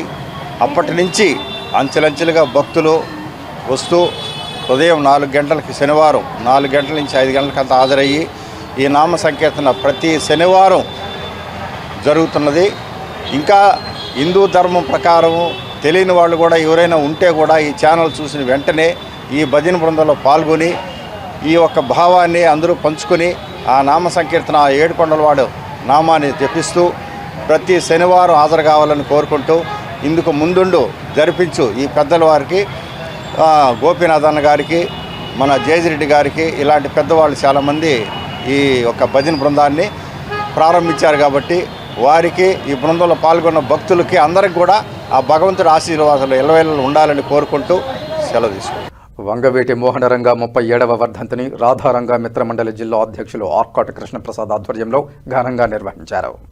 రాధారంగ మిత్రమండలి ఆధ్వర్యంలో శుక్రవారం తిరుపతి గాంధీ రోడ్డులోని 4 కళ్ల మండపం సర్కిల్లో పేదల పాలిటి పెన్నిధి, బడుగు బలహీన వర్గాల ఆశాజ్యోతి స్వర్గీయ వంగవీటి మోహనరంగ 37వ వర్ధంతి వేడుకలను అభిమానుల సమక్షంలో ఘనంగా నిర్వహించారు. ఈ కార్యక్రమానికి ముఖ్య అతిథిగా తిరుపతి శాసనసభ్యులు ఆరణి శ్రీనివాసులు, ఏపీ చేనేత హస్తకళల నైపుణ్యాభివృద్ధి corporation chairman doctor Pasupuleti Hariprasad విచ్చేసి వంగవీటి మోహనరంగ చిత్రపటానికి పూలమాలలు వేసి కొబ్బరికాయలు కొట్టి హారతి ఇచ్చి శ్రద్ధాంజలి ఘటించారు. అనంతరం 500 మంది పేదలకు అన్నదాన కార్యక్రమం నిర్వహించారు. ఈ సందర్భంగా తిరుపతి ఎమ్మెల్యే ఆరణి శ్రీనివాసులు మాట్లాడుతూ వంగవీటి మోహనరంగ పేద, బడుగు, బలహీన వర్గాల కోసం జన్మించిన వ్యక్తి అని, ఆయన వంటి వ్యక్తులు సమాజంలో చాలా అరుదుగా ఉంటారని, అలాంటి వ్యక్తి పేద ప్రజల ఇళ్ల పట్టాల కోసం ధర్నా చేస్తుంటే ముష్కరుల చేత హత్యగావించబడడం మన రాష్ట్రానికి తీరని లోటని పేర్కొన్నారు. అనంతరం ఏపీ చేనేత హస్తకళల నైపుణ్యాభివృద్ధి corporation chairman doctor Pasupuleti Hariprasad మాట్లాడుతూ వంగవీటి మోహనరంగ ఒక శక్తి అని, ఆయన మరణించి 37 సంవత్సరాలు కావస్తున్నా ఆయన విగ్రహాలు వాడవాడలా వెలుస్తున్నాయంటే ఆయన సేవా తత్పరత ప్రజల గుండెల్లో ఎంతలా నాటుకుపోయిందో తెలుస్తోందన్నారు. రాధారంగ మిత్రమండలి జిల్లా అధ్యక్షులు ఆర్కాట్ కృష్ణప్రసాద్ మాట్లాడుతూ రాయలసీమలో వంగవీటి మోహనరంగ వర్ధంతి జయంతి వేడుకలను గత 10 సంవత్సరాలుగా తిరుపతిలో ఘనంగా నిర్వహిస్తున్నామని, దీనికి రంగ అభిమానులు ప్రజలందరి సహకారంతో ఘనంగా నిర్వహిస్తున్నామని తెలిపారు. ఆశయాలను ముందుకు తీసుకువెళ్లేందుకు కృషి చేస్తామని తెలిపారు. ఈ కార్యక్రమంలో రాధారంగ మిత్రమండలి జిల్లా అధ్యక్షులు ఆర్కాట్ కృష్ణప్రసాద్, తెలుగుదేశం పార్టీ నాయకులు పులుగూరు మురళి, కార్పొరేటర్ పొన్నాల చంద్ర, ఆముదాల వెంకటేష్, సికే రవి, గంగమ్మగుడి మాజీ చైర్మన్ చింతాభరణి, జయకుమార్, సుధాకర్ రెడ్డి, ఆళ్వార్ మురళి, రమేష్ నాయుడు, సుబ్బారావు, సాయి, మధులత, లక్ష్మి, రాధ, శిరీష తదితరులు పాల్గొన్నారు. వంగవీటి మోహన్ రంగా గారి 38వ వర్ధంతి సందర్భముగా ఈరోజు ఆర్కాడ్ కృష్ణప్రసాద్ మరియు ఆముదాల వెంకట్ నేతృత్వంలో ఈరోజు ఘనంగా ఆయనకు నివాళులు నాలుకాళ్ల మండపం దగ్గర తిరుపతి పట్టణంలో సమర్పించి, అదేవిధంగా ఉదయం టిఫిన్ కార్యక్రమాలు కూడా పేదలకు అందరికి కూడా టిఫిన్ కార్యక్రమాలు కూడా పంచిపెట్టడం జరిగింది. ఆయన చేసిన రంగా గారు చేసిన సేవలు 38 సంవత్సరాలు ఆయన చనిపోతే కూడా ఈరోజు మన రాష్ట్ర వ్యాప్తంగా ఆయన అభిమానులు దేశవ్యాప్తంగా కూడా ఉన్నారు. రంగా గారి అభిమానులు వాళ్ళందరూ కూడా ఈరోజు 38వ వర్ధంతిని సందర్భించుకొని మనసులో తలుచుకొని ఆయనకు భగవంతుడు ఆయనకు ఎటువంటి ఆటంకాలు లేకుండా ఉన్న ఆయనకు ఆడ కల్పించాలనేసి కూడా పైలోకంలో కల్పించాలనేసి కూడా కోరుకుంటూ ఆయన చేసిన బడుగు బలహీన వర్గాలకు సేవలు చిరస్మరణీయమైనది, మరోరానిది. ఎప్పటికి కూడా ఆయన పేదల గుండెల్లో నిలిచిపోయాడు శాశ్వతంగా. ఆయన ఈరోజు తిరుపతి రంగా గారి మిత్ర మండలి బృందం అందరూ కూడా ఈరోజు మన కృష్ణప్రసాద్ ఆధ్వర్యంలో జరుపుకోవడం చాలా ఆనందంగా ఉంది అనేసి కూడా తెలియజేస్తున్నాం. ఓం నమో వెంకటేశాయ. రంగా గారి వర్ధంతి సందర్భంగా ఈరోజు తిరుపతి నగరంలో మన రంగా మిత్రమండలి అధ్యక్షులు కేఎస్ఎస్ ప్రసాద్ గారు, వెంకటేష్ గారు వీరందరూ కూడా ఆయన వర్ధంతిని ఘనంగా జరుపుకొని ఆయన ఘన నివాళులు అర్పించి పేద ప్రజలందరూ కూడా ఇక్కడ ఉదయాన్న భోజన వసతి కల్పించారు. ఒక మనిషి ఈ ప్రపంచంలో మనుషులు జన్మిస్తారు, ఈ ప్రపంచాన్ని వదిలి వెళ్ళిపోతారు. కానీ అతి కొద్ది మంది మాత్రమే వారు పరమపదించిన తర్వాత కూడా ప్రజల గుండెల్లో చిరస్థాయిగా చిరస్మరణీయులుగా నిలబడిపోతారు. అటువంటి నాయకుడు రంగా గారు. ఆయన చేసిన పని బడుగు బలహీన వర్గాల అభ్యున్నతి కోసం ఆయన చేసిన పని ఈ ప్రతి ఒక్కరికి కూడా రాష్ట్రమే కాదు దేశమంతా కూడా రంగా గారిని తలుచుకునే లాంటి గొప్ప నాయకుడు రంగా గారు. ఆయన ఘన నివాళులు అర్పించాము. మా ఎమ్మెల్యే గారు ఆర్ఎన్ శ్రీనివాసులు గారు ఈరోజు తన యొక్క ఘన నివాళులు అర్పించి మన కేఎస్ఎస్ ప్రసాద్ గారి ఆధ్వర్యంలో ఈ యొక్క వర్ధంతి ఘన నివాళి జరిగినందుకు మేమందరూ కూడా నమస్సుమాంజలి తెలియజేస్తున్నాం. పేద బడుగు బలహీన వర్గాల ఆశాజ్యోతి వంగవీటి మోహన్ రంగా గారి వర్ధంతి సందర్భంగా మేము తిరుపతిలో ఈరోజు ఆయన వర్ధంతి వేడుకలను ఘనంగా నిర్వహించాము. ఈరోజు ఈ కార్యక్రమానికి ముఖ్య అతిథులుగా మా ఎమ్మెల్యే గారు ఆర్ఎన్ శ్రీనివాసులు గారు, అలాగే మా జిల్లా అధ్యక్షులైనటువంటి డాక్టర్ హరిప్రసాద్ గారు విచ్చేశారు. మరియు కుటుంబ నాయకులందరూ విచ్చేసి ఈరోజు ఈ కార్యక్రమాన్ని ఘనంగా నిర్వహించాము. ముఖ్యంగా వంగవీటి మోహన్ రంగా ఆయన పేద బడుగు బలహీన వర్గాలకు ఎంతో సేవలు చేసిన వ్యక్తి. ఆయనకి ఇష్టమైన అన్నదానాన్ని ఈరోజు మేము పేద ప్రజలకు ఎమ్మెల్యే గారి ఆధ్వర్యంలో మేము పంచడం జరిగింది. మేము భవిష్యత్తులో ఎన్నో వంగవీటి మోహన్ రంగా ఆశయాలను ముందుకు తీసుకెళ్తూ ఆయన వేసిన బాటలో మేమందరూ నడిచి ఆయన నాయకత్వంలో చేసిన ఎన్నో మంచి పనులు మేము స్ఫూర్తిగా తీసుకుంటూ ముందుకెళ్ళి మేము ప్రజలకు బాసటగా నిలుస్తామని సందర్భంగా తెలియజేసుకుంటున్నాము. బ్యాంకింగ్ రంగంలో మహిళల సమస్యల పరిష్కారానికి ఆంధ్రప్రదేశ్ మరియు తెలంగాణ రాష్ట్రాల బ్యాంక్ ఎంప్లాయీస్ మహిళల కౌన్సిల్ మీటింగ్ ఉపయోగపడుతుందని ప్రధాన కార్యదర్శి టిఎస్ రాంబాబు తెలియజేశారు. తిరుపతిలోని ఓ ప్రైవేటు హోటల్లో శనివారం ఉదయం నిర్వహించిన ఆంధ్రప్రదేశ్ మరియు తెలంగాణ బ్యాంక్ ఎంప్లాయీస్ ఫెడరేషన్ మహిళల కౌన్సిల్ సమావేశానికి 35 మంది మహిళలు ఉభయ తెలుగు రాష్ట్రాల నుండి హాజరయ్యారని, సమాజంలో మహిళల పట్ల జరుగుతున్న అన్యాయాల గురించే కాకుండా బ్యాంకింగ్ రంగంలో ఉండే అనేక సమస్యల పట్ల చర్చించడానికి ఈ సమావేశం నిర్వహించామని తెలియజేశారు. ఏపీటీబీఎఫ్లో ఉండే దాదాపు 20,000 మంది మహిళల సమస్యలపై ప్రతినిధులుగా చర్చించేందుకు ఇది ఒక వేదికగా ఉపయోగపడుతోందన్నారు. ఇప్పటిదాకా ఉన్న సమస్యలపై స్పందనతో పాటు భవిష్యత్తులో జరిగే పోరాటాల కార్యాచరణ ప్రణాళికను నిర్ణయించేందుకు ఈ సమావేశంలో తీర్మానించామన్నారు. మహిళలంతా ఏకమై ఉద్యమించే అవకాశాలన్నీ ఏకతాటిపై చేర్చి మిగతా కేంద్ర కార్మిక సంఘాలన్నింటినీ కూడగట్టుకుని చేయి కలిపి ముందుకు సాగుతామని తెలిపారు. బ్యాంకింగ్ రంగంలో సమస్యలు, సొసైటీలో ఉండే సమస్యల పట్ల ప్రతిస్పందించడానికి ఈ సమావేశం ముఖ్య ఉద్దేశంగా పేర్కొన్నారు. ఈ కార్యక్రమంలో ఏపీటీబీఎఫ్ అధ్యక్షులు టి రవీంద్రనాథ్, సంయుక్త ప్రధాన కార్యదర్శి పివి కృష్ణారావు, సంయుక్త కార్యదర్శి వి ఉదయ్ కుమార్, కార్యదర్శి మరియు కార్యక్రమ కన్వీనర్ పి సుమన్, మహిళా కౌన్సిల్ చైర్పర్సన్ సిహెచ్ రాధ, మహిళా council convener KV Swathi, bank ఉద్యోగులు పాల్గొన్నారు. రెండు రాష్ట్రాల నుంచి బ్యాంక్ ఎంప్లాయీస్గా ఉన్న ఉమెన్ ఎంప్లాయీస్ నుండి రిప్రజెంట్ చేస్తూ ఇక్కడ ఒక 25 to 30 మెంబర్స్ మేము ఈరోజు సమావేశం అయ్యాము. మొన్న రీసెంట్గా గవర్నమెంట్ అనౌన్స్ చేసిన లేబర్ కోడ్స్ని మేము ప్రతిఘటిస్తున్నాము. అలాగే మహిళలపై జరుగుతున్న అన్యాయాలను కూడా మేము విమర్శిస్తున్నాము. వీటన్నిటిని ఈరోజు ఇక్కడ చర్చించడానికి మేమందరం సమావేశం అయ్యాము. ఆంధ్రప్రదేశ్ అండ్ తెలంగాణ బ్యాంకు ఉద్యోగుల సమాఖ్య యొక్క ఉమెన్స్ వింగ్ అనేటటువంటి సమావేశం ఇవాళ జరుగుతున్నది. దాదాపు 35 మంది మహిళలు 2 తెలుగు రాష్ట్రాల నుంచి కూడా ఈ రోజున ఇక్కడికి వచ్చి ఉన్నారు. సమాజంలో జరుగుతున్నటువంటి మహిళల పట్ల అన్యాయాలే కాకుండా బ్యాంకింగ్ రంగంలో ఉండే అనేక రకాలైనటువంటి సమస్యల మీద మాట్లాడడానికి ఇవాళ ఇక్కడ సమావేశమైనారు. ఏపీటీబీఎఫ్ సభ్యులుగా ఉండేటటువంటి దాదాపు ఒక 20,000 మంది మహిళలకు రిప్రజెంటేటివ్స్గా వచ్చి ఉన్నారు. సో భవిష్యత్తులో జరిగేటటువంటి పోరాటాలకు కానీ ఇప్పటిదాకా ఉన్నటువంటి సమస్యల మీద రియాక్షన్ కోసం ఇక్కడ వచ్చి ఉన్నాం. సో రేపు రాబోయేటటువంటి రోజుల్లో మహిళలందరూ కూడా ఒక ఏకమై ఉద్యమించేటటువంటి ఆ అవకాశాలన్నింటినీ కూడా ఒక చోట చేర్చి మిగతా కేంద్ర కార్మిక సంఘాలతో కూడా చేయి కలిపి ముందుకు వెళ్ళడానికి ఇవాళ నిర్ణయించబోతున్నాం. సో సాయంత్రం 5 గంటల వరకు కూడా ఇవాళ సమావేశం జరగబోతోంది. బ్యాంకింగ్ రంగంలో సమస్యలు, సొసైటీలో ఉండేటటువంటి సమస్యల మీద రియాక్ట్ అవ్వడానికి నిర్ణయం చేస్తాం. ఇప్పుడు కాసేపు ప్రకటనలు.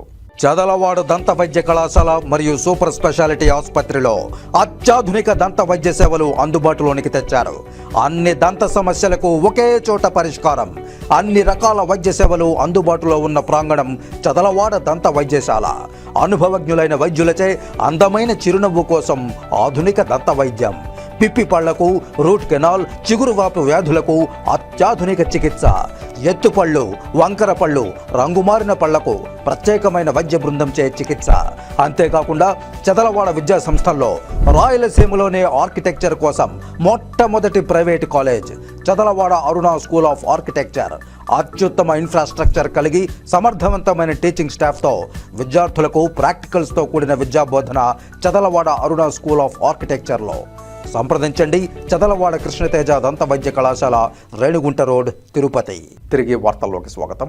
ధనుర్మాసం సందర్భంగా శ్రీకాళహస్తీశ్వరాలయంలో గౌరీదేవి గొబ్బెమ్మ ఉత్సవాన్ని వైభవంగా నిర్వహిస్తున్నారు. 11వ రోజు సందర్భంగా శ్రీ జ్ఞానప్రసూనాంబిక అమ్మవారి ఉత్సవమూర్తికి గౌరీదేవి గొబ్బెమ్మ అలంకారంలో పలు పూజలు నిర్వహించి ధూపదీప నైవేద్యాలు సమర్పించారు. అనంతరం మంగళ వాయిద్యాల నడుమ వేద మంత్రోచ్చారణల మధ్య ఆలయ ప్రాకారోత్సవాన్ని, 4 మాడ వీధుల్లో నగరోత్సవాన్ని కన్నుల పండుగగా నిర్వహించారు. ఈ కార్యక్రమంలో EO Bapireddy, AEO Vidyasagar Reddy, temple superintendent Nagabhushanam, temple inspector Sudarshan Naidu, ఆలయ సిబ్బంది, అధికారులు పాల్గొన్నారు. శ్రీకాళహస్తీశ్వరాలయంలో ధనుర్మాసం సందర్భంగా తిరుచి వాహన సేవ, ప్రత్యేక ఊంజల్ సేవ నేత్రపర్వంగా నిర్వహించారు. జ్ఞానరూపిణి, మంగళకర స్వరూపిణి అయిన శ్రీ జ్ఞానప్రసూనాంబ అమ్మవారి దివ్యమంగళకర స్వరూపాన్ని దర్శించుకుంటూ భక్తులు ఆధ్యాత్మిక ఆనందంతో పరవశించారు. ప్రాకారోత్సవంలో అమ్మవారికి విశేష పూజలు జరిపారు. శ్రీకాళహస్తీశ్వరాలయంలో ధనుర్మాసం సందర్భంగా శుక్రవారం రాత్రి శ్రీ జ్ఞానప్రసూనాంబాదేవి కార్తీక మాసం సందర్భంగా ప్రత్యేక పూజలు, సేవ, తిరుచి వాహనంపై భక్తులకు దర్శనమిచ్చారు. ఆలయంలోని అమ్మవారి సన్నిధిలో అమ్మవారి ఉత్సవమూర్తికి ఊంజల్ సేవలో విశేష దివ్యాలంకారాలు చేసి తిరుచి వాహనంపై కొలువుదీర్చి ఆలయ ప్రాకారోత్సవం నిర్వహించారు. అనంతరం శుక్రవారం సందర్భంగా ప్రత్యేక పూజలు నిర్వహించారు. మంగళ వాయిద్యాలు, భక్తుల శివనామ స్మరణల నడుమ అమ్మవారి ఉత్సవమూర్తిని ఆలయ ప్రాంగణంలో అత్యంత వేడుకగా ఊరేగించారు. ఆలయ ఆవరణలోని రాతి ధ్వజ స్తంభం వద్ద అమ్మవారి ఉత్సవమూర్తికి మంగళ వాయిద్య నిరాజనాలు సమర్పించారు. అనంతరం ఊరేగింపుగా తీసుకువచ్చి అమ్మవారి సన్నిధిలో కొలువుదీర్చి ధూపదీప నైవేద్యాలు నివేదించి మంగళ హారతులు సమర్పించారు. విశేష సంఖ్యలో భక్తులు దివ్యమంగళకర స్వరూపిణి అయిన శ్రీ జ్ఞానప్రసూనాంబిక అమ్మవారిని దర్శించుకుంటూ శివనామ స్మరణలు చేస్తూ ఆధ్యాత్మిక ఆనందంతో పరవశించి ప్రణమిల్లారు. ఈ కార్యక్రమంలో temple superintendent Nagabhushanam, inspector Sudarshan Naidu, ఆలయ అధికారులు పాల్గొన్నారు.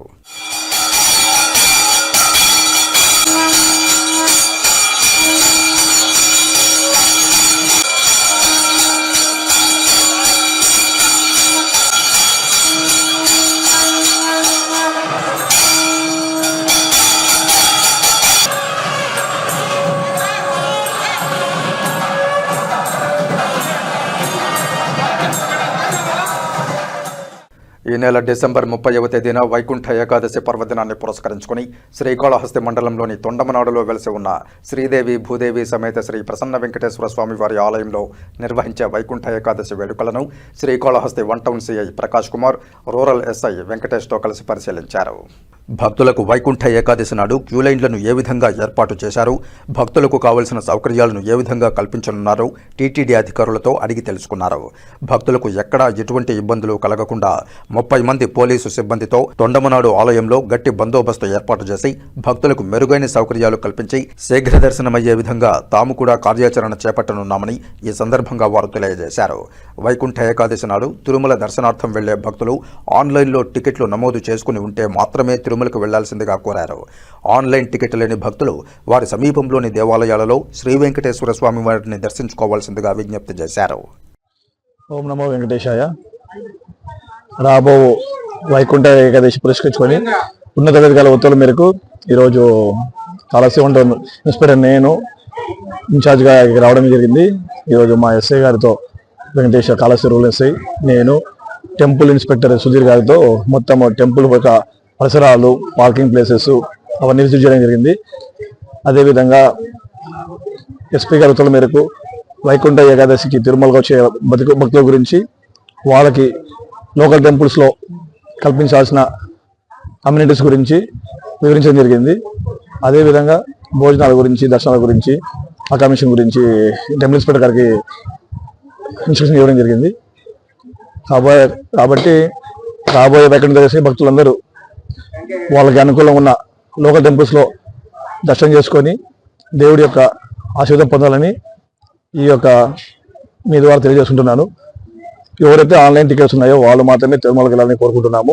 లేని వాళ్ళు ఎక్కడైనా లోకల్ టెంపుల్స్లో దర్శనం చేసుకోవచ్చు. దేవుడు ఎక్కడైనా ఎక్కడైనా దర్శనం చేసుకోవచ్చు. కాబట్టి ఎవరు కానీ అనవసరంగా ఇబ్బంది పడకుండా అన్ని చోట్ల దేవుడిని దర్శించుకొని స్వామి యొక్క కృప పొందాలని కోరుకుంటున్నాను. మనం కూడా మన లిమిట్స్లో మన సబ్ డివిజన్ వైజ్ ఫోర్స్ పెట్టుకొని నేనుంటాను, మాతో పాటు ఎస్ఐలు 34 మంది ఫోర్స్ పెట్టుకొని క్యూ లైన్స్కి, పార్కింగ్లు, దర్శనం అందరూ పెట్టుకొని అందరికీ ఇబ్బందులు లేకుండా, భక్తులు ఇబ్బంది లేకుండా దర్శనం కల్పించాలని మేము ప్రయత్నిస్తున్నాము. సక్సెస్ అవుతాం. 100 మంది పైన ఉంటాం ఫోర్స్. శ్రీకాళహస్తీశ్వరాలయంలో ధనుర్మాసం సందర్భంగా శనివారం నాడు శనేశ్వర స్వామి వారి అభిషేక సేవ శాస్త్రోక్తంగా నిర్వహించారు.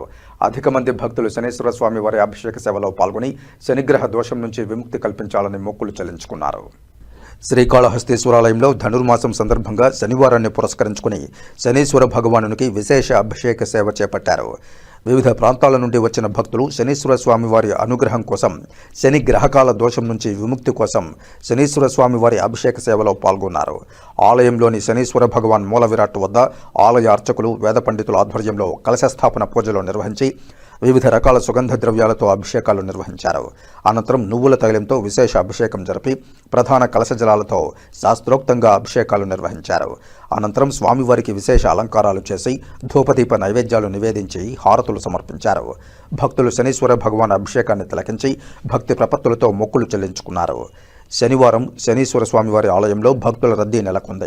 వివిధ ప్రాంతాల నుండి వచ్చిన భక్తులతో ఆలయంలో అటు రాహుకేతు సర్పదోష నివారణ పూజలకు, ఇటు రుద్రాభిషేకం, శనేశ్వర స్వామివారి ప్రత్యేక అభిషేకాలు చేయించుకోవడానికి అధిక సంఖ్యలో భక్తులు విచ్చేశారు. ఈ కార్యక్రమంలో ఆలయ superintendent Nagabhushanam, temple inspector Venkataswamy, AEO Vidyasagar Reddy, ఆలయ అధికారులు పాల్గొన్నారు. శ్రీకాళహస్తి ఉమ్మడి చిత్తూరు జిల్లా గ్రంథాలయ సంస్థ చైర్మన్ గా నూతనంగా నియమితులైన రాష్ట్ర అధికార ప్రతినిధి రెడ్డివారి గురవారెడ్డిని శ్రీకాళహస్తి పట్టణంలోని బీసీ మరియు ఎస్సీ నాయకులు ఏర్పాటు చేసిన ఆత్మీయ సమావేశంలో భాగంగా పెద్ద ఎత్తున నాయకులు పూలమాలలు, శాలువలతో సత్కరించారు. సన్మాన సభలో రాష్ట్ర అధికార ప్రతినిధి మరియు గ్రంథాలయ సంస్థ ఉమ్మడి చిత్తూరు జిల్లా అధ్యక్షులు రెడ్డివారి గురవారెడ్డి మాట్లాడుతూ తనకు జిల్లా స్థాయి గ్రంథాలయ సంస్థ బాధ్యతలను అప్పజెప్పిన నారా చంద్రబాబు నాయుడు, నారా లోకేష్ కి, నందమూరి బాలకృష్ణకి కృతజ్ఞతలు తెలియజేశారు.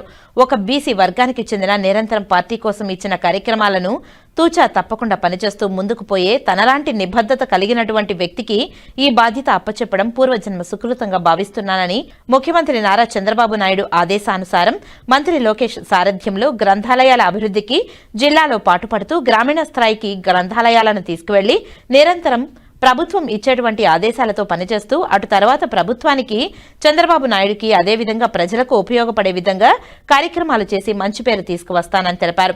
అలాంటి బీసీ వర్గానికి చెందిన నాయకులను అత్యున్నత స్థాయికి తీసుకుపోయే పార్టీ ఏదైనా ఉంది అంటే దేశంలో నారా చంద్రబాబు నాయుడు నాయకత్వంలో తెలుగుదేశం పార్టీ తప్ప వేరొకటి లేదని గురవారెడ్డి తెలిపారు. అదేవిధంగా ఉమ్మడి జిల్లాలలో ఉన్నటువంటి శాసనసభ్యులు నాయకులు అందరినీ కలుపుకొని గౌరవ మంత్రివర్యులు లోకేష్ ఆలోచన మేరకు పనిచేస్తూ నిరంతరం కూడా ప్రజలకు అందుబాటులో ఉండి గ్రంథాలయాల అభివృద్ధికి కృషి చేస్తానని ఈ సందర్భంగా గురవారెడ్డి తెలిపారు. రాష్ట్ర కార్యదర్శి దశరథ్ ఆచారి మాట్లాడుతూ నిరంతరం పార్టీ కోసం ప్రతిపక్షంలో నిబద్ధతతో పనిచేస్తూ పార్టీ ఇచ్చిన ఆదేశాల ప్రకారం ఎప్పటికప్పుడు పోరాటాలు చేసిన గురవారెడ్డిని ఉమ్మడి చిత్తూరు జిల్లా గ్రంథాలయ సంస్థ చైర్మన్ గా ప్రకటించడం హర్షించదగ్గ విషయమని తెలిపారు. కూటమి పార్టీలోని బీజేపీ నాయకులు రమణ మాట్లాడుతూ తెలుగుదేశం పార్టీలో నీతి నిజాయితీ నిబద్ధతతో నిరంతరం పార్టీ కోసం పనిచేసే బీసీ వర్గానికి చెందిన గురవారెడ్డిని ఇటు కూటమి అదేవిధంగా చంద్రబాబు నాయుడు లోకేష్ ఉమ్మడి చిత్తూరు జిల్లా గ్రంథాలయ సంస్థ అధ్యక్షుడిగా ఎంపిక చేయడం బీసీల తరఫున స్వాగతిస్తున్నామని తెలిపారు. రాష్ట్ర వన్యకుల క్షత్రియ కార్పొరేషన్ డైరెక్టర్ మిన్నల్ రవి మాట్లాడుతూ బీసీ వర్గాలకు బాసటగా ఉండేది తెలుగుదేశం పార్టీ అనేది నిదర్శనమని గురవారెడ్డి నియామకం తెలిపారు. రాష్ట్ర బీసీ కార్యనిర్వహణ కార్యదర్శి ఉమేష్ రావు మాట్లాడుతూ బీసీలను గురవారెడ్డిని గుర్తించిన జిల్లా స్థాయి పదవి చెప్పడం శుభ పరిణామమని తెలిపారు. అదేవిధంగా ఇక్కడ కష్టపడేటువంటి నాయకులందరికీ అవకాశాలు రావాలని మనస్ఫూర్తిగా కోరుకున్నామని తెలిపారు.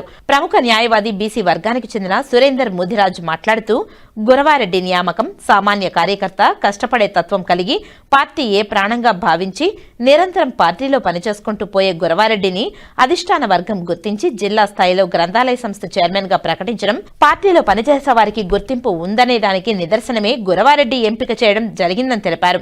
గురవారెడ్డి వల్ల పార్టీకి మంచి పేరు వస్తుందని ఆశిస్తున్నామని తెలిపారు. బీజేపీ నియోజకవర్గం కో కన్వీనర్ మేళం సుబ్రహ్మణ్యం మాట్లాడుతూ బీసీ వర్గాలకు చెందిన నిరంతరం పార్టీ కోసం పనిచేస్తూ వివిధ హోదాలలో పనిచేసిన గురవారెడ్డిని ఉమ్మడి జిల్లా గ్రంథాలయ సంస్థ చైర్మన్ గా ప్రకటించడం కూటమి ప్రభుత్వం అదేవిధంగా చంద్రబాబు నాయుడు లోకేష్ ఎంపిక చేయడం పట్ల బీసీల తరఫున తాము హర్షం వ్యక్తం చేస్తున్నామని తెలిపారు. అదేవిధంగా ఎస్సీ నాయకులు సన్ని మాట్లాడుతూ కష్టపడే నాయకులకి పదవులు లేటుగా వచ్చినా మరీ ఆలస్యమైన గురవారెడ్డికి న్యాయం జరిగిందని తమకు అందరికీ స్ఫూర్తినిస్తుందని తెలిపారు. మాజీ సర్పంచ్ వన్యకుల క్షత్రియ నియోజకవర్గ అధ్యక్షులు జనార్దన్ రెడ్డి మాట్లాడుతూ బీసీ వర్గాలకు న్యాయం చేసేది ఏకైక పార్టీ తెలుగుదేశం పార్టీ అని తెలిపారు. అనంతరం కార్యక్రమంకు వచ్చిన బీసీ ఎస్సీ నాయకులు కూటమి నాయకులు పెద్ద ఎత్తున గురవారెడ్డిని శాలువలు గజమాలలు పుష్పమాలలతో కండువలతో విడి పువ్వులు చల్లి సత్కరించి మెమంటోలను అందజేశారు. ఈ కార్యక్రమంలో రాష్ట్ర కార్యదర్శి Dasaratha Achari Vanyakula Kshatriya corporation director Minnal Ravi Thottambedu PACS అధ్యక్షులు భాస్కర్ ముదిరాజ్ బీజేపీ సీనియర్ నాయకులు రమణ తదితరులు పాల్గొన్నారు. నూతన సంవత్సరం 2026 జనవరి 1ని పురస్కరించుకుని భక్తులు శ్రీ కాణిపాక వరసిద్ధి వినాయక స్వామివారిని దర్శించుకునేందుకు విధంగా ఆలయం వద్ద ఏర్పాట్లు చేయడం జరుగుతుందని చిత్తూరు జిల్లా కలెక్టర్ సుమిత్ కుమార్ పేర్కొన్నారు. వైకుంఠ ఏకాదశి ఆంగ్ల నూతన సంవత్సరాది సందర్భంగా శ్రీ కాణిపాక వరసిద్ధి వినాయక స్వామి వారి ఆలయం వద్ద ఏర్పాట్లపై శనివారం కాణిపాక ఆలయ ఆవరణంలోని ప్రత్యేక సమావేశ మందిరంలో చిత్తూరు జిల్లా ఎస్పీ తుషార్ డూడి పూతలపట్టు ఎమ్మెల్యే కలిగిరి మోహన్ ఆలయ ఈవో పెంచల కిషోర్ ఆలయ చైర్మన్ మణినాయుడుతో కలిసి వివిధ ప్రభుత్వ శాఖల జిల్లా అధికారులతో జిల్లా కలెక్టర్ సుమిత్ కుమార్ సమన్వయ సమావేశాన్ని నిర్వహించారు. ఈ సందర్భంగా కలెక్టర్ మాట్లాడుతూ ప్రతి సంవత్సరం ఆంగ్ల సంవత్సరాది జనవరి 1వ తేదీన కాణిపాక శ్రీ వరసిద్ధి వినాయక స్వామి వారి దర్శనానికి భారీగా భక్తులు రావడం జరుగుతుందని తెలిపారు. అందుకు అనుగుణంగా ఏర్పాట్లను పూర్తి చేయాలని ఆలయ అధికారులను ఆదేశించామని తెలిపారు. డిసెంబర్ 30, 31న వైకుంఠ ఏకాదశి ద్వాదశి ఆంగ్ల సంవత్సరాది జనవరి 1వ తేదీన సుమారు 60,000 మందికి పైగా భక్తులు స్వామివారి దర్శనానికి వచ్చే అవకాశం ఉందని సామాన్య భక్తులకు సంతృప్తికర దర్శనం కలిగించడంలో భాగంగా ఆలయ కార్యనిర్వహణ అధికారులతో సమన్వయం చేసుకుని సంబంధిత శాఖల అధికారులు ఏర్పాట్లను పూర్తి చేయాలని ఆదేశించామని తెలిపారు. భక్తుల రద్దీని దృష్టిలో ఉంచుకుని తోపులాట జరగకుండా ఉండేలా ఆలయం లోపల బయట పకడ్బందీగా క్యూ లైన్లు ఏర్పాటు చేయాలని ఆలయ అధికారులను భక్తుల రద్దీకి అనుగుణంగా ఆర్టీసీ బస్సులు నడపాలని ఏపీఎస్ ఆర్టీసీ అధికారులను నిరంతర విద్యుత్ సరఫరా విద్యుత్ దీప అలంకరణ అత్యవసర అవసరాల కోసం జనరేటర్లు ఏర్పాటు చేసుకోవాలని ఎస్పీడీసీఎల్ అధికారులను ప్రథమ చికిత్సా కేంద్రాలను ఏర్పాటు చేయాలని వైద్య ఆరోగ్య శాఖ అధికారులను ఆదేశించామని తెలిపారు. ఎటువంటి పొరపాట్లకు తావు లేకుండా ప్రశాంత వాతావరణంలో భక్తులకు స్వామివారి దర్శన భాగ్యం కల్పిస్తామని తెలిపారు. ఎస్పీ తుషార్ డోడి మాట్లాడుతూ ఆంగ్ల సంవత్సరాది ఆలయం వద్ద చిత్తూరు డీఎస్పీ ఆధ్వర్యంలో పటిష్ట బందోబస్తు ఏర్పాటు చేస్తున్నామని తెలిపారు. వీటితో పాటు ట్రాఫిక్ సమస్యలు తలెత్తకుండా ఉండేలా చర్యలు తీసుకుంటున్నామని తెలిపారు. వాహనాల పార్కింగ్కు సంబంధించి స్థలం పరిశీలించామని తెలిపారు. సుమారు 200 మందికి పైగా పోలీసు సిబ్బందిని నియమించి కట్టుదిట్టమైన బందోబస్తు చేపట్టాలని తెలిపారు. ఈ సమన్వయ సమావేశంలో అడిషనల్ ఎస్పీ, చిత్తూరు ఆర్డీఓ, జిల్లా అధికారులు, ఆలయ కమిటీ బోర్డు మెంబర్లు, ఆలయ అధికారులు, అర్చకులు తదితరులు పాల్గొన్నారు. గౌరవనీయులు పూతలపట్టు ఎమ్మెల్యే మురళి గారికి, అదేవిధంగా నూతన అపాయింట్ అయిన చైర్మన్స్, మెంబర్స్, ఎస్పీ గారికి, ఎగ్జిక్యూటివ్ ఆఫీసర్ కాణిపాకం, ఆర్డీఓ గారు, డిఎస్పీ గారు, as well as all HODs అందరికీ నా తరఫు నుంచి నమస్కారాలు. అందరికీ తెలుసు, ప్రతి సంవత్సరం 1 జనవరి సందర్భంగా హెవీ రష్ వస్తుంది, ఎక్కువ మంది వస్తారు స్వామివారి దర్శనం కోసం. సో కరెక్ట్ అరేంజ్మెంట్ ఉండాలి, భక్తులకి కరెక్ట్గా సర్వీస్ అందరూ ఇవ్వాలి. ఈ సందర్భంగా ఇక్కడికి రావడం జరిగింది. ఒక కోఆర్డినేషన్ మీటింగ్ వివిధ శాఖ అధికారులతో ఏర్పాటు చేయడం జరిగింది. అన్ని పాయింట్స్ డీటెయిల్గా డిస్కస్ చేశాము. 30, 31 ఫస్ట్ ఈ 3 రోజు అందరూ అలర్ట్గా ఉండాలి. Crowd management, queue management, APSRTC bus service management, electricity service management మరియు లైటింగ్ వ్యవస్థ, ఆరోగ్యం వ్యవస్థ, రోడ్స్, బిల్డింగ్స్, సేఫ్టీ అరేంజ్మెంట్స్, అన్ని ఫెసిలిటీస్ అన్ని శాఖలు బేసిక్లీ కరెక్ట్గా పనిచేయాలి. ఈ సందర్భంగా డీటెయిల్డ్ ఇన్స్ట్రక్షన్స్ ఇవ్వడం జరిగినాయి. సో అందరూ హెచ్ఓడీస్ ఈ 3 రోజు హెడ్ క్వార్టర్స్ మెయింటైన్ చేస్తారు. 3 రోజు బేసిక్లీ స్టాఫ్ డిప్యూట్ చేస్తారు, టైం టు టైం విజిట్ చేస్తారు, టెంపుల్ లీఓతో కోఆర్డినేట్ చేస్తారు. ఈ ఇన్స్ట్రక్షన్స్ కూడా ఇవ్వడం జరిగినాయి. సో ఖచ్చితంగా 3 రోజు కోసం అడ్మినిస్ట్రేషన్ అలర్ట్గా ఉంటుంది, కరెక్ట్గా పనిచేస్తుంది. సో దట్ సాటిస్ఫాక్టరీ సర్వీసెస్, అదే మన ఆబ్జెక్టివ్. భక్తులకి సాటిస్ఫాక్టరీగా సర్వీస్ ఇవ్వాలి. సో అది మనం అందరూ కలిసి పనిచేస్తాము. కొంచెం విఐపి మూవ్మెంట్స్ కూడా రెస్ట్రిక్ట్ చేస్తున్నాము. పీక్ టైమింగ్లో టెంపుల్ అథారిటీస్కి ఇన్స్ట్రక్షన్స్ ఇవ్వడం జరిగినాయి. ఫస్ట్ కామన్ భక్తులు ఎవరు వస్తారు వాళ్ళకి ప్రయారిటీ ఇవ్వాలి, వాళ్ళకి బేసిక్లీ ఎక్కువ సమయం ఇవ్వాలి. ఈ ఆస్పెక్ట్ కూడా ఈరోజు డిస్కస్ చేయడం జరిగింది. తర్వాత పోలీస్ డిపార్ట్మెంట్ ద్వారా మరియు ఫైర్ డిపార్ట్మెంట్ ద్వారా కొన్ని సజెషన్స్ కూడా ఇవ్వడం జరిగినాయి. అవి కూడా లాంగ్ టర్మ్ టెంపుల్ దగ్గర అసెట్ ఉండాలి, long term ambulances, long term fire assets ఉండాలి. ఇవి కూడా డిస్కషన్ చేయడం జరిగినాయి. సో ఖచ్చితంగా అందరూ కలిసి పనిచేస్తారు. అండ్ ఈ 3 రోజు crowd management, traffic management, Bandobast అందరూ బేసిక్లీ కలిసి పనిచేస్తారు. Thank you. So temple EO ద్వారా ఇన్ఫర్మేషన్ ఇవ్వడం జరిగింది. 60,000 పైన మంది వస్తారు ఈ 3 రోజు కలిపి. మనం అదనంగా ఎక్స్పెక్ట్ చేస్తున్నాము, ఖచ్చితంగా అదనంగా మనిషి వస్తారు. విఐపీస్ కోసం స్పెషల్గా టైమింగ్స్ ఏమి లేవు, కానీ అంతరాల్యం లోపల ఈసారి మనం ఎవరికి అలౌ చేయట్లేదు. ఎవరైనా వస్తారు, వాళ్ళు స్వామివారి బయట నుంచి దర్శనం చేసి వెళ్తారు. సో 60,000 పైన మంది వస్తారు.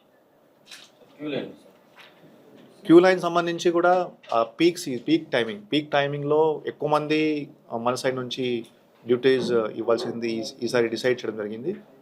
సో గతంలో ఎంతమంది మన డ్యూటీ ఇచ్చేవాడు, ఇప్పుడు ఈసారి 3 times మనిషి ఇక్కడ పెడతాము.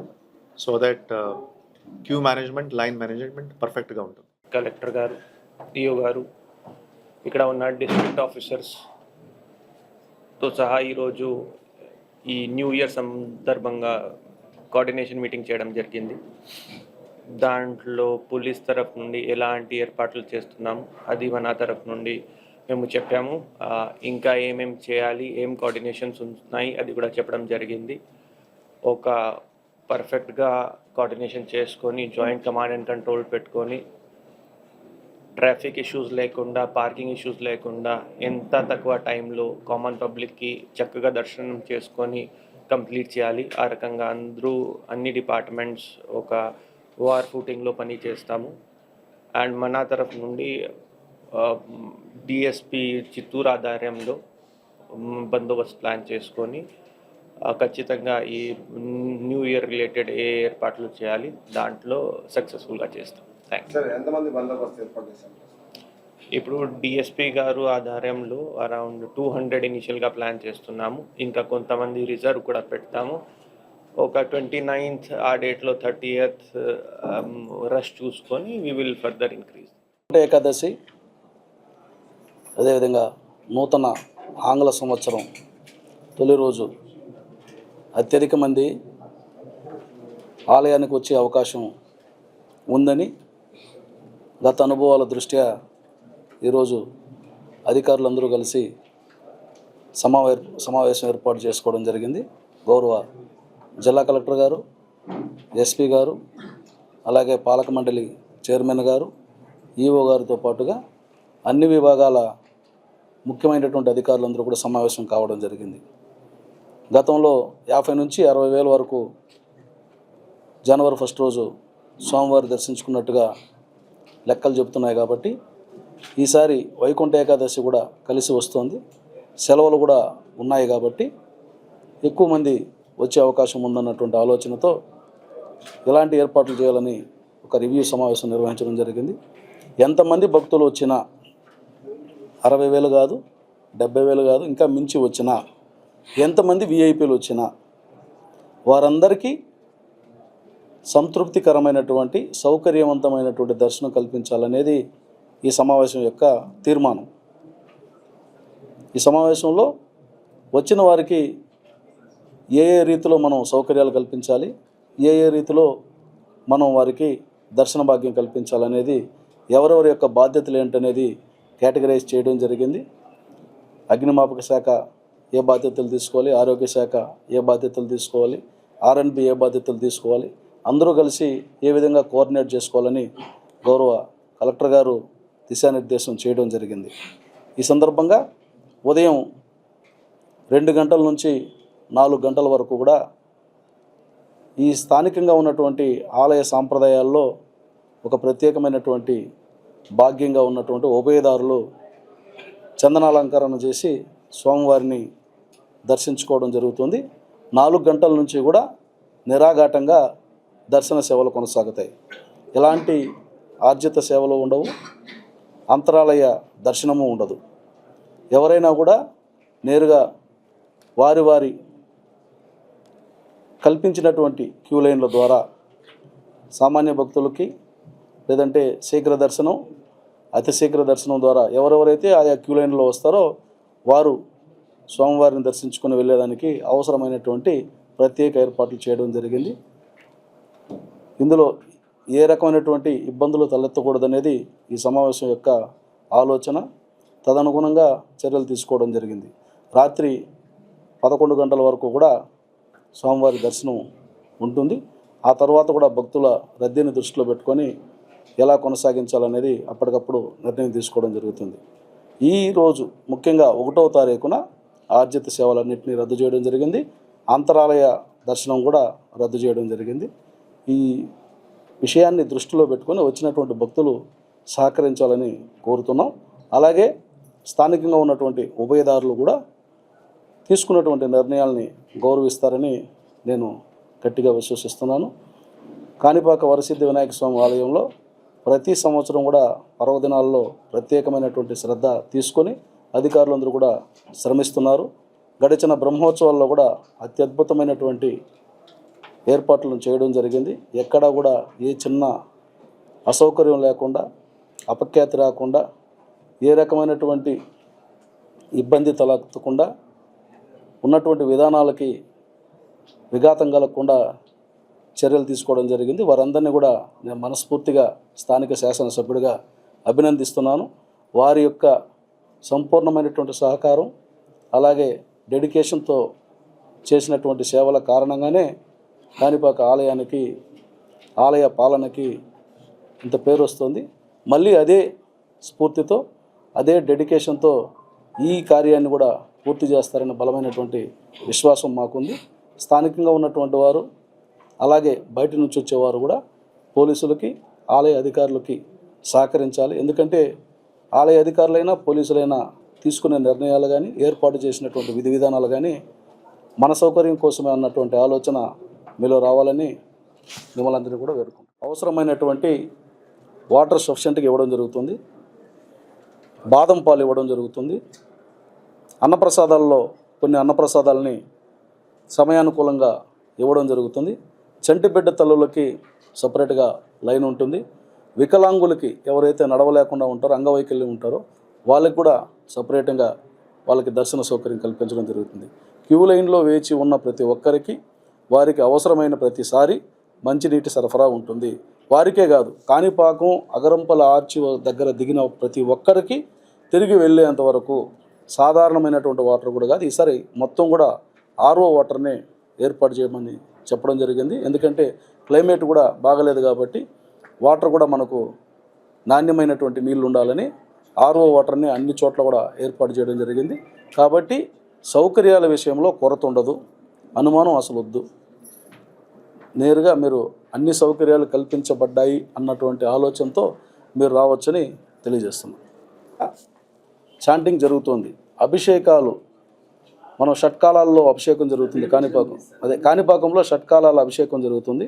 ఈ 6 కాలాల అభిషేక సమయాల్లో మినహా మధ్యాహ్నం సమయంలో మినహా ఓం మహాగణాధిపతి అయిన మహా అన్నటువంటి చాంటింగ్ని నేనే గత బ్రహ్మోత్సవాల ముందు నుంచి ఇంప్లిమెంట్ చేయడం జరిగింది.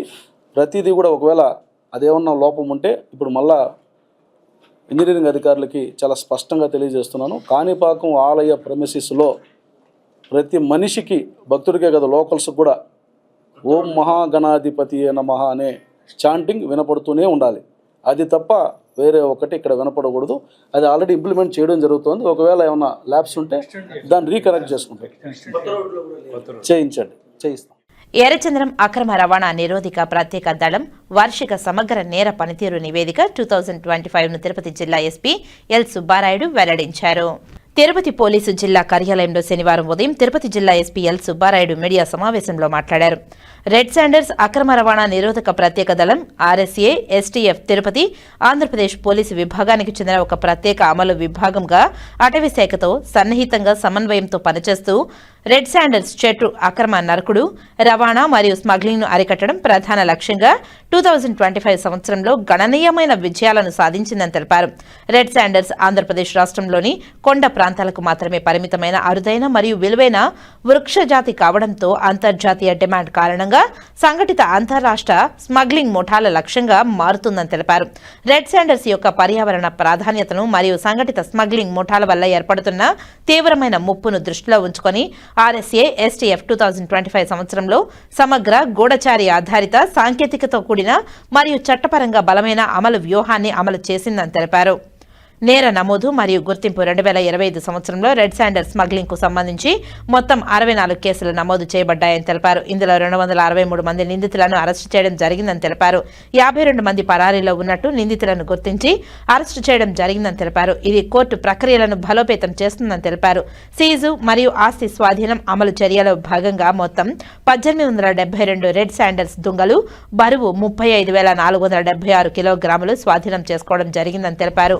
అలాగే 2025 సంవత్సరంలో ఆర్ఎస్ఏ ఎస్టీఎఫ్ మొత్తం 920 ప్రత్యేక ఆపరేషన్లు నిర్వహించిందని, వీటిలో ప్రవేశ నిష్క్రమణ తనిఖీలు, అటవీ ప్రాంతంలో లోతైన కూంబింగ్ ఆపరేషన్లు మరియు ప్రత్యేక దాడులు ఉన్నాయని తెలిపారు. ఇందులో 816 ఎంట్రీ ఎగ్జిట్ ఆపరేషన్లు, 24 డే కూంబింగ్ ఆపరేషన్లు మరియు 80 ప్రత్యేక కూంబింగ్ ఆపరేషన్లు ఉన్నాయని, కఠినమైన అటవీ విధులకు అనుగుణంగా 40 సంవత్సరాల లోపు శారీరకంగా దృఢమైన పోలీసు సిబ్బందిని వినియోగించారని తెలిపారు.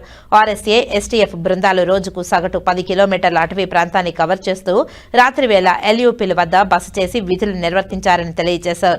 నాన్ బెయిలబుల్ వారెంట్ల అమలుపై ప్రత్యేక దృష్టి సారించబడ్డాయని, 2025లో మొత్తం 212 ఎన్బిడబ్ల్యూఎస్ అమలు చేయబడగా 52 మంది పరారీలో ఉన్న నిందితులను అరెస్టు చేశారని తెలిపారు. కాగా 2025 సంవత్సరంలో కోర్టుల ద్వారా మొత్తం 32 కేసులు పరిష్కరించబడ్డాయని, వీటిలో 25 కేసులు దోషుల నిర్ధారణ, 4 కేసుల్లో విముక్తి, 3 కేసులు అబెట్ అయ్యాయని తెలిపారు. నిరోధిక నిర్బంధ చట్టం పీడీ యాక్ట్ అలాంటి వాటిపై మరియు వ్యవస్థీకృతమైన స్మగ్లర్లపై కఠిన నిరోధక చర్యలుగా 2వ నిరోధక నిర్బంధ పీడీ యాక్ట్ కేసులు నమోదు చేయబడ్డాయని తెలిపారు.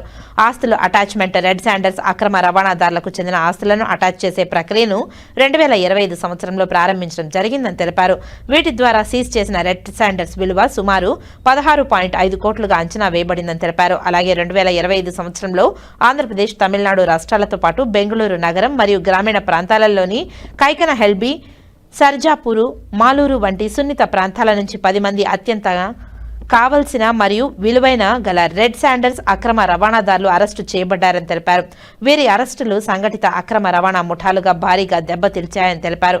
గూఢచారి నివారణ మరియు అవగాహన కార్యక్రమాలు, గ్రామస్థాయి సమాచారదారులు వ్యవస్థను బలోపేతం చేసి నేరస్తులు వాచ్ లిస్ట్ మరియు స్మగ్లింగ్ మార్గాల మ్యాపింగ్ నిర్వహించబడ్డాయని తెలిపారు.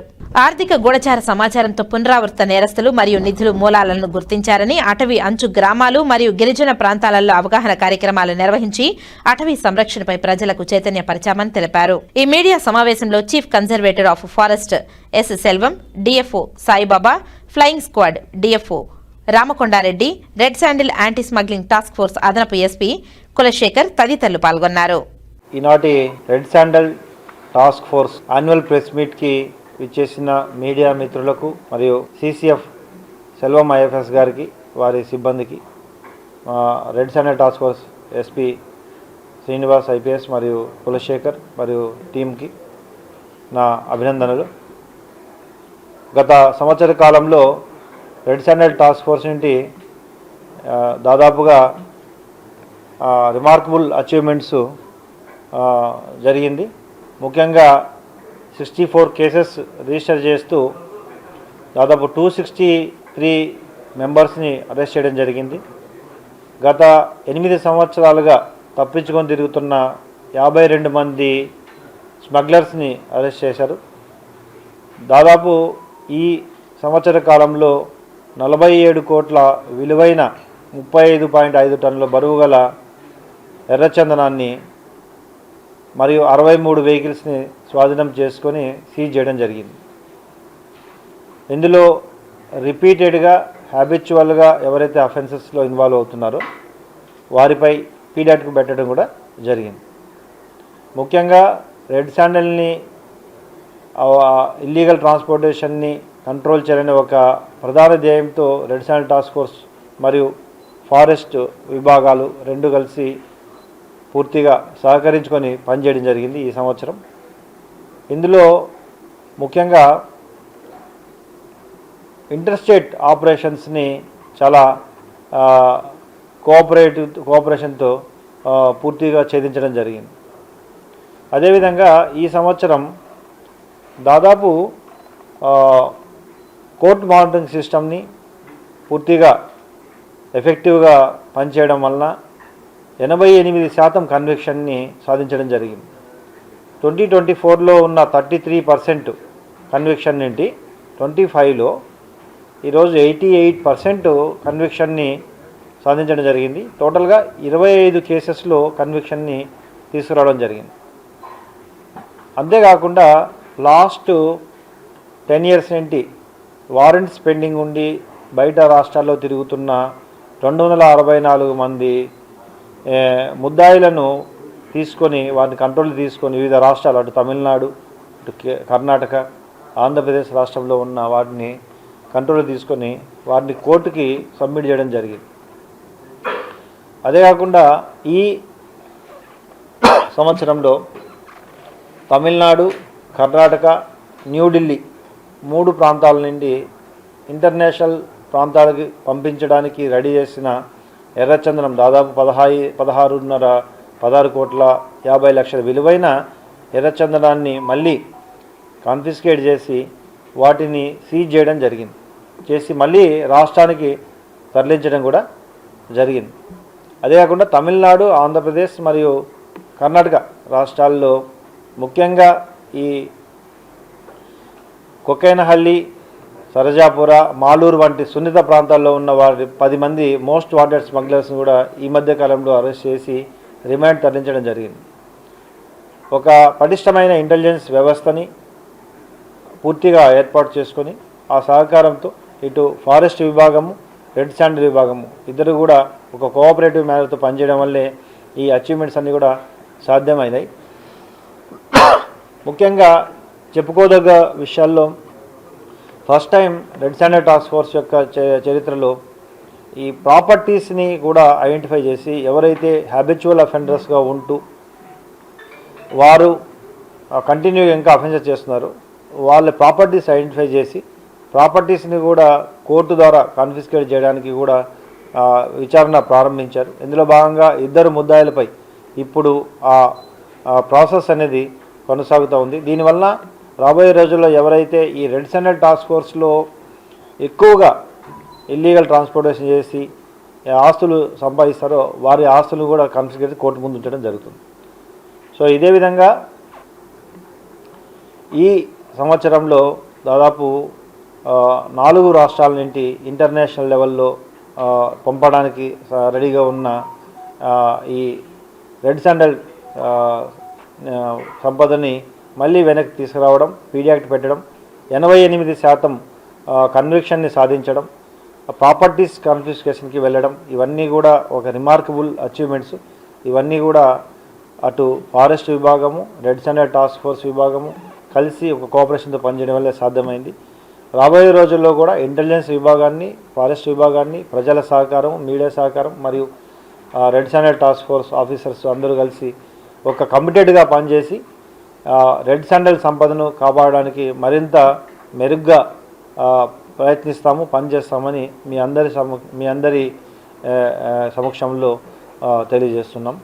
ఈ ప్రెస్ మీట్లో పాల్గొన్న ఎస్పీ ఆర్ఎస్టీఎఫ్ శ్రీనివాస్ మరియు Kulasekhar, additional SP Kulasekhar, Selvam IFS, CCF Tirupati మరియు Saibabu DFO, Saibabu IFS DFO గారికి మరియు మిగతా సిబ్బందికి అందరినీ కూడా మరొకసారి నా ధన్యవాదాలు తెలియజేసుకుంటూ ముగిస్తున్నాను. Thank you. మేజర్గా ఇప్పుడు we are going properties, we are habitually involving offences, will identify the person, then a case reached అయిన టైం అంటే ఫస్ట్ కేసు ఎవరైతే రిజిస్టర్ అయి ఉంటుందో ఆ టైం నుండి తర్వాత టైంలో ఏవైతే ప్రాపర్టీస్ అక్వైర్ చేస్తారో that properties will be considered as a acquired from this smuggling. So అది as per the legal issues only will go. అంటే చేయడానికి మనకు కూడా అధికారం ఉంది. యాక్చువల్గా దట్ ప్రాసెస్లో స్టార్ట్ చేస్తున్నాం ఇప్పుడు. ఇప్పుడు ఇంటర్ స్టేట్ కోఆర్డినేషన్ మీటింగ్ కూడా ఇప్పుడు జనవరి 3rd వీక్లో తిరుపతిలో ఒకటి మీటింగ్ ఏర్పాటు చేయడం జరుగుతుంది. దాంట్లో తమిళనాడు, కర్ణాటక, అదేవిధంగా కేరళ, ఆంధ్ర, తెలంగాణ, మహారాష్ట్ర ఈ సంబంధించిన ఫారెస్ట్ డిపార్ట్మెంట్, పోలీస్ డిపార్ట్మెంట్ అధికారులతో, అదేవిధంగా కస్టమ్స్ మనకి, అదేవిధంగా ఇన్కమ్ ట్యాక్స్ వీళ్ళందరూ అధికారులతో తిరుపతిలోనే ఆ మీటింగ్ ఒకటి ఏర్పాటు చేయబోతున్నాము. అది జనవరి 3rd వీక్లో ఆ మీటింగ్ ఉంటుంది. ఇప్పుడు గోడౌన్లో దాదాపు 5400 మెట్రిక్ టన్స్ స్టాక్ మన దగ్గర ఉన్నాయి ఇప్పుడు వరకు సీజ్ చేసిన వుడ్లో. దీంట్లో ఇప్పుడు ముందుగా ఒక 900 మెట్రిక్ టన్స్ యాక్షన్స్లో పెట్టారు. ఇప్పుడు 3rd సేల్ అనేది మెయిన్లీ ఫిబ్రవరి మంత్లో మళ్ళీ సేల్కి వస్తుంది. అది దాంట్లో A grade, B grade, C grade 3 కలిసి ఉన్నాయి. 900 మెట్రిక్ టన్స్. మనకి యాక్చువల్గా ఫస్ట్ టైం 8000 మెట్రిక్ టన్ ఇచ్చారు. మనం అది అప్పుడు కంప్లీట్ చేస్తాం, యాక్షన్ అని కంప్లీట్ చేస్తాము. ఇప్పుడు సెకండ్ కూడా మనకి దాదాపు ఒక 6000 మెట్రిక్ టన్కి మనకు పర్మిషన్స్ ఉన్నాయి. సో దాంట్లో ఇప్పుడు ఆల్మోస్ట్ 5500 మెట్రిక్ టన్స్ మన దగ్గర ఉన్నాయి. కాబట్టి ఆ పర్మిషన్ అనేది మనకు సరిపోతుంది. సో మళ్ళీ మనకి అవసరం ఉన్నప్పుడు మళ్ళీ తెచ్చుకుంటాం కోట. ఇప్పుడు ఏదైతే కోఆపరేషన్స్తో మన రెడ్ శాండల్ స్మగ్లింగ్ అరికట్టడానికి పనిచేస్తున్నామో దీంట్లో భాగంగా టాస్క్ ఫోర్స్ ఇప్పుడు ఏదైతే పర్ఫార్మెన్స్ చూపించారో దాంట్లో భాగంగా ఇప్పుడు ఫారెస్ట్, పోలీస్ డిపార్ట్మెంట్ కూడా దాదాపు 7 జిల్లాల నుంచి ఫిగర్స్ ఉన్నాయి. సో 114 కేసెస్లు రిజిస్టర్ చేయడం జరిగింది. 82 అఫెండర్స్ని అరెస్ట్ చేశారు. 72 వెహికల్స్ని సీజ్ చేశారు. అండ్ 36 టన్నులు వుడ్ సీజ్ చేయడం జరిగింది ఈ ఫైనాన్షియల్ ఇయర్లో. అదేవిధంగా ఏదైతే మన డిప్యూటీ సీఎం గారు వచ్చి మీటింగ్ పెట్టిన తర్వాత ఇమీడియట్గా ఒక ప్రొటెక్షన్ సెల్ ఒకటి ఏర్పాటు చేశాం తిరుపతిలో. దానికి డిఎఫ్ఓ ఫ్లయింగ్ స్క్వాడ్ నోడల్ ఆఫీసర్గా పెట్టి అక్కడ ఒక కంట్రోల్ రూమ్ అన్నీ కూడా ఏర్పాటు చేయడం జరిగింది. సో కంప్లీట్గా 7 డిస్ట్రిక్ట్స్ సంబంధించిన కోఆర్డినేషన్స్ అన్నీ కూడా డైలీ బేసిస్లో ఆ ప్రొటెక్షన్ సెల్ నుంచి ఇప్పుడు కోఆర్డినేషన్ చేయడం జరుగుతుంది. అదేవిధంగా కంబైన్డ్ డేటాబేస్ కూడా ఏదైతే పోలీస్, ఫారెస్ట్ అండ్ టాస్క్ ఫోర్స్లో కేసెస్ రిజిస్టర్ అవుతున్నాయో కంబైన్డ్ డేటాబేస్ కూడా రెడీ చేస్తున్నాము. దానివలన మనకి మల్టిపుల్ టైమ్ అఫెండర్స్ అన్నది మనకు ఈజీగా తెలుస్తుంది. ఇప్పుడు ఏదైతే ఎస్పీ గారు చెప్పినట్టు కన్విక్షన్ రేట్స్ చూస్తే 88% ఇప్పుడు టాస్క్ ఫోర్స్ ద్వారా అవుతుంది. ఫారెస్ట్ డిపార్ట్మెంట్ కేసెస్లు కూడా పెరుగుతుంది. యాక్చువల్గా ఇప్పుడు దాదాపు 50% ఫారెస్ట్ డిపార్ట్మెంట్లో బుక్ చేసిన కేసెస్లు కూడా కన్విక్షన్ అవుతున్నాయి. సో ఈ ట్రెండ్ కంటిన్యూ చేస్తే మాత్రం ఖచ్చితంగా 100% కన్విక్షన్ రేట్ అన్నది ఈ రెడ్ సెంటర్ కేసెస్లో ఖచ్చితంగా వస్తుంది. అదేవిధంగా ఇప్పుడు ప్రాపర్టీ అటాచ్మెంట్స్ కూడా మేము కూడా కేసెస్ స్టడీ చేస్తున్నాము. కంబైన్డ్గా ఇంకా కొందరు ముద్దాలను కూడా ప్రాపర్టీ అటాచ్మెంట్ కేసు కింద తీసుకెళ్తున్నాము.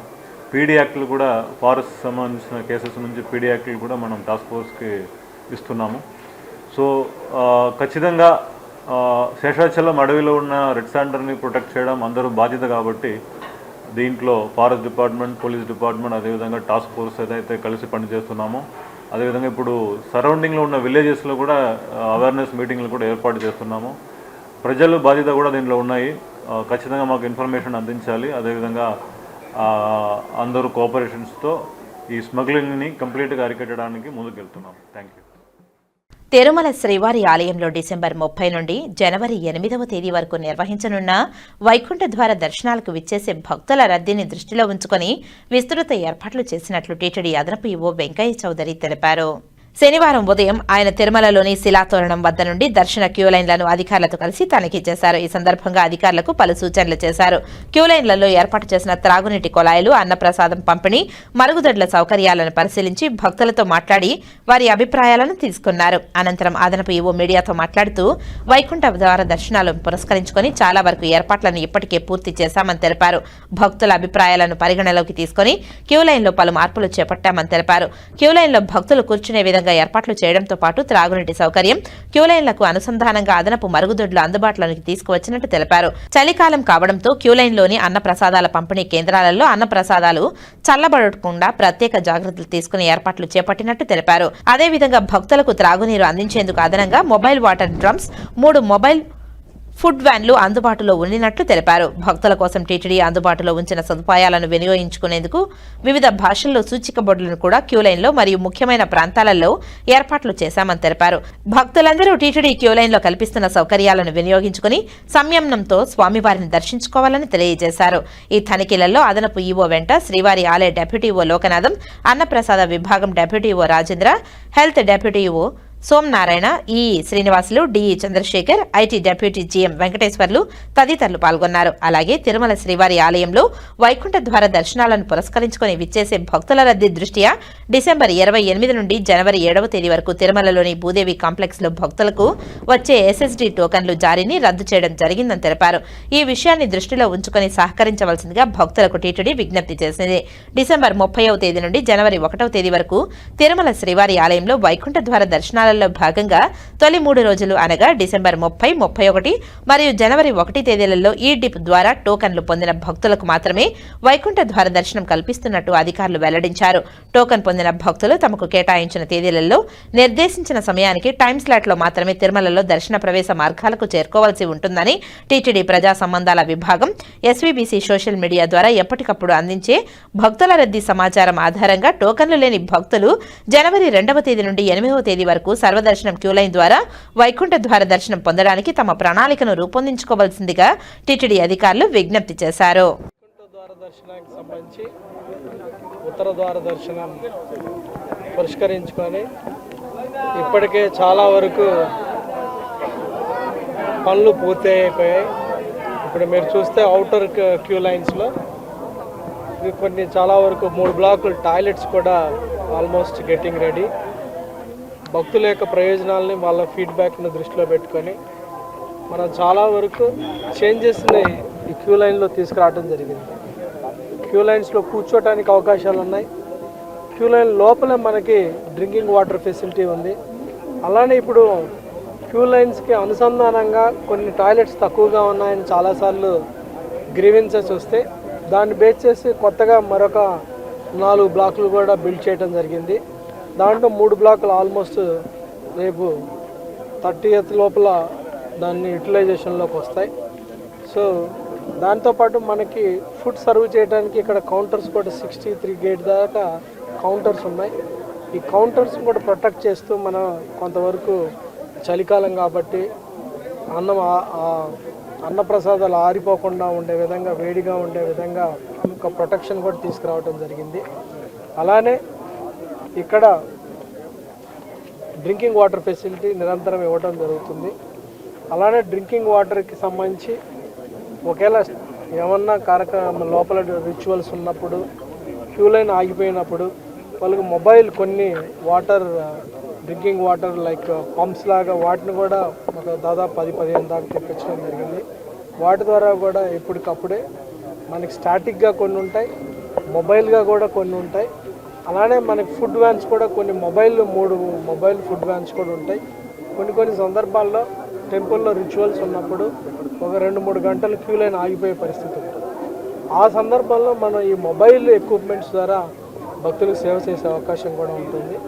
అన్ని రకాలుగా మనం క్యూ లైన్ మూవ్ అయితే ఎలా ఉంటుంది, స్టాండ్ స్టిల్ ఆగిపోయి ఉంటే ఎలా ఉన్నా కానీ, అలానే భక్తుల యొక్క ఓవరాల్ యొక్క క్యూ లైన్లో కూర్చునే ఫెసిలిటీ కాడ నుంచి వాళ్ళకి మిగతా సదుపాయాలు కల్పించే విధంగా చర్యలు తీసుకోవడం జరిగింది. పూర్తి స్థాయిలో కంప్లీట్ అయిపోయిన వర్క్స్ కూడా భక్తులు కూడా ఉన్న వాటిని తెలుసుకొని వాడుకొని అక్కడ మనకి ఇక్కడ ప్లకార్డు కూడా పెట్టడం జరిగింది. పూర్తి స్థాయిలో సైనేజ్ బోర్డ్స్ కూడా పెట్టడం జరిగింది. సైనేజ్ బోర్డ్స్ని చూసుకొని ఎటుపక్క ఉన్నాయి, వాటర్ ఎక్కడుంది, టాయిలెట్స్ ఎటు ఉన్నాయి, లేకపోతే డ్రింకింగ్ వాటర్ ఎక్కడుంది, ఫుడ్ కౌంటర్స్ ఎక్కడ ఉన్నాయి కూడా పూర్తి స్థాయిలో అర్థమయ్యే విధంగా అన్ని భాషల్లో కూడా పెట్టడం జరిగింది. అవన్నీ కూడా భక్తులు అర్థం చేసుకొని చూసి తెలుసుకొని వాళ్ళని ఈ సదుపాయాలను వాడుకుంటారని ఈ సందర్భంగా రిక్వెస్ట్ చేయడం జరిగింది. తిరుపతి జిల్లాను ఇన్నోవేషన్ హబ్గా తీర్చిదిద్దడమే ముఖ్య లక్ష్యమని Tirupati Ratan Tata innovation hub RTIH board సమావేశంలో జిల్లా కలెక్టర్ డాక్టర్ ఎస్ వెంకటేశ్వర్ తెలిపారు. శనివారం కలెక్టర్ మినీ కాన్ఫరెన్స్ హాల్లో జరిగిన Ratan Tata innovation hub RTIH పై బోర్డు డైరెక్టర్లతో కలిసి తిరుపతి జిల్లా కలెక్టర్ డాక్టర్ ఎస్ వెంకటేశ్వర్ సమీక్షా సమావేశాన్ని నిర్వహించారు. Ratan Tata innovation hub RTIH board డైరెక్టర్లు సమీక్షా సమావేశం నిర్వహించి తిరుపతిని ఎలక్ట్రానిక్, స్పేస్ మరియు అడ్వాన్స్డ్ ఎనర్జీ సిస్టమ్ రంగాలలో అగ్రగామిగా నిలబెట్టడానికి బోర్డు పలు వ్యూహాత్మక నిర్ణయాలు తీసుకుంటున్నారని తెలిపారు. ప్రాధాన్యత రంగాలైన ఎలక్ట్రానిక్స్, మ్యానుఫ్యాక్చరింగ్, స్పేస్ టెక్నాలజీస్ మరియు అడ్వాన్స్డ్ డే ఎనర్జీ సిస్టమ్స్ వంటి ప్రధాన రంగాలపై ప్రత్యేక దృష్టి సారించాలని బోర్డు నిర్ణయించిందని తెలిపారు. తిరుపతి జిల్లాలతో పాటు అనుబంధ జిల్లాలు పారిశ్రామిక సామర్థ్యాన్ని అంచనా వేస్తూ ఆ ప్రాంతంలో కూడా స్టాపర్స్ మరియు వ్యవస్థాపకతను ప్రోత్సహించాలని తెలిపారు. ఈ సమావేశంలో in charge joint collector Narapareddy Maurya, Adani, Navayuga Amararaja కంపెనీల నుండి మరియు IIT తిరుపతి బోర్డు సభ్యులు మరియు CE, RTIH తదితరులు పాల్గొన్నారు. తిరుపతి జాతీయ సంస్కృత విశ్వవిద్యాలయంలో 4 రోజుల పాటు జరుగుతున్న భారతీయ విజ్ఞాన సమ్మేళనం ప్రదర్శనను రాష్ట్ర ఆరోగ్య శాఖ మంత్రి సత్యకుమార్ యాదవ్ సందర్శించారు. రాష్ట్రంలో కూడా గౌరవ ముఖ్యమంత్రి చంద్రబాబు నాయుడు గారి నాయకత్వంలో యోగాకు ప్రత్యేక పెద్దపీట వేస్తున్న విషయం మనకు తెలుసు. ఇటీవల జూన్ 21 తేదీ సందర్భంగా మన రాష్ట్రంలో విశాఖపట్నంలో ఈ అంతర్జాతీయ యోగా దినోత్సవాన్ని కూడా మనం జరుపుకున్నాం. ఒకే చోట 3,20,000 మంది తెల్లవారుజామున వచ్చి యోగా ప్రాక్టీస్ చేయడం జరిగింది. రాష్ట్ర వ్యాప్తంగా 2,20,00,000 మంది కూడా దీంట్లో పాల్గొన్నారు. దాదాపు 190 దేశాలు ఈ దేశం ప్రపంచ దేశాలు యోగా అంతర్జాతీయ దినోత్సవం సందర్భంగా అవలంబిస్తుంటే మన రాష్ట్రంలో ఒక అవగాహన లేని వ్యక్తి యోగా ఎందుకు దండగా, దానికోసం డబ్బు ఖర్చడం ఏంది, వేస్ట్ అని మాట్లాడుతున్నారు. ప్రజల అనారోగ్యం బారిన పడకుండా కాపాడుకునే ప్రయత్నం కూటమి ప్రభుత్వం చేస్తుంటే ఆయుష్ను పూర్తిగా నిర్వీర్యం చేసి నిర్లక్ష్యం చేసిన వ్యక్తి ఇవాళ యోగా మీద ఇటువంటి మాటలు మాట్లాడుతున్నారు. మరి 190 దేశాలు యోగాను ప్రాక్టీస్ చేస్తున్నాయే అంటే వాళ్ళకందరికీ తెలియజేస్తున్నారా? యోగా మెడిటేషన్ కారణంగా ప్రజలకు ఎటువంటి మానసిక వికాసము, శారీరక దృఢత్వం కలుగుతుంది అనే విషయం తెలియదా? ఇవాళ అనేక మంది మానసిక రోగాలకి బారిన పడుతున్నారు. వారికి ఒక మార్గం మందులు లేకుండా యోగా మెడిటేషన్ అనే విషయం ఆయనకు తెలియదా?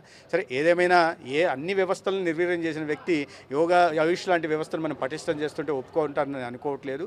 కానీ ప్రజలు గమనిస్తున్నారు. జగన్మోహన్ రెడ్డి గారు చేసిన వ్యాఖ్యలు ఆయన అవగాహన రాహిత్యమని అందరూ చెప్తూనే ఉన్నారు. PPP మోడల్లో 5 సంవత్సరాలు ఆయన నిర్మించలేకపోయారు. PPP మోడల్లో కళాశాలను పూర్తి చేస్తాం, బెదిరింపులు దిగారు.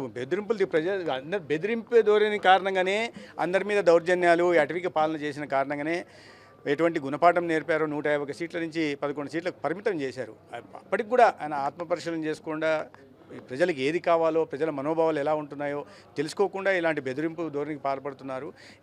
ఏ చట్టం కింద, ఏ సెక్షన్ కింద ఆయన మరి అరెస్ట్ చేస్తారో నాకైతే అర్థం కావాలా. విధానపరమైన నిర్ణయం ఇది. కేంద్ర ప్రభుత్వం తీసుకున్న నిర్ణయం, నీతి ఆయోగ్ తీసుకున్న నిర్ణయం, తర్వాత పార్లమెంటరీ స్టాండింగ్ కమిటీ తీసుకున్న నిర్ణయం. అనేక చోట్ల పబ్లిక్ ఇంట్రెస్ట్ లిటిగేషన్ పోతే పిల్లు వేస్తే దాంట్లో కూడా పిపిపి విధానంలో మౌలిక సదుపాయాల కల్పన జరగాల, నాణ్యమైన వైద్యం కానీ లేదా మెరుగైన వైద్య సేవలు కానీ పేదలకు అందాలని హైకోర్టు నుంచి సుప్రీంకోర్టు దాకా కూడా చెప్పాయి. కానీ ఇవన్నిటిని పరిగణలోకి తీసుకోకుండా కేవలం స్వార్థపూరిత రాజకీయాలు మాత్రమే చేస్తూ రాష్ట్రం అభివృద్ధి చెందుతుంటే ఓర్వలేని తనంతో ఉంటున్న ఆ పార్టీ కానీ, ఆ పార్టీ నాయకత్వం కానీ ఈ రకంగా వ్యవహరిస్తుంటే ప్రజలు గమనిస్తున్నారు. ఈ రాష్ట్రంలో అభివృద్ధి జరగకూడదు, రాష్ట్రంలో కళాశాలల నిర్మాణం జరగకూడదు, నాణ్యమైన వైద్య సేవలు పేదలకు అందకూడదు అనే ఒక విపరీత మానసికతతో బాధపడుతున్న వ్యక్తులు సమాజం దూరం ఉంచాల్సిన అవసరం ఉంది. 2.0 కళల్లో విహరించవచ్చు, పగటి కళలు కనొచ్చు, ప్యాలెస్లలో కూర్చొని రోజుకో కళ కనొచ్చు, ఎటువంటివైనా ఆలోచించుకోవచ్చు. కానీ ప్రజల అభిమానాన్ని చూరగొనాలనే విషయం గుర్తుపెట్టుకోవాలా. 2.0 కాదు, ఏ పాయింట్ ఓ కాదు, ఉన్న పాయింట్ ఒక పాయింట్ కూడా ఊడిపోయింది. ఆ వేసుకుంటున్న ప్యాంట్ అన్న కాపాడుకుంటే మంచిది. ఇప్పుడు మీరు మీడియా మిత్రులు కూడా చూస్తున్నారు, ఎక్కడ పొద్దున టెంట్ వేసి సాయంత్రానికి తీసేశారు, ఎక్కడ కనిపించలేదు. మేము తిరుగుతూ ఉన్నాం. ఈ యాత్ర మేము అటల్ మోదీ సుపరిపాలన యాత్ర సందర్భంగా 26 జిల్లాలు తిరిగాం, పెద్ద బహిరంగ సభలు చేశాం.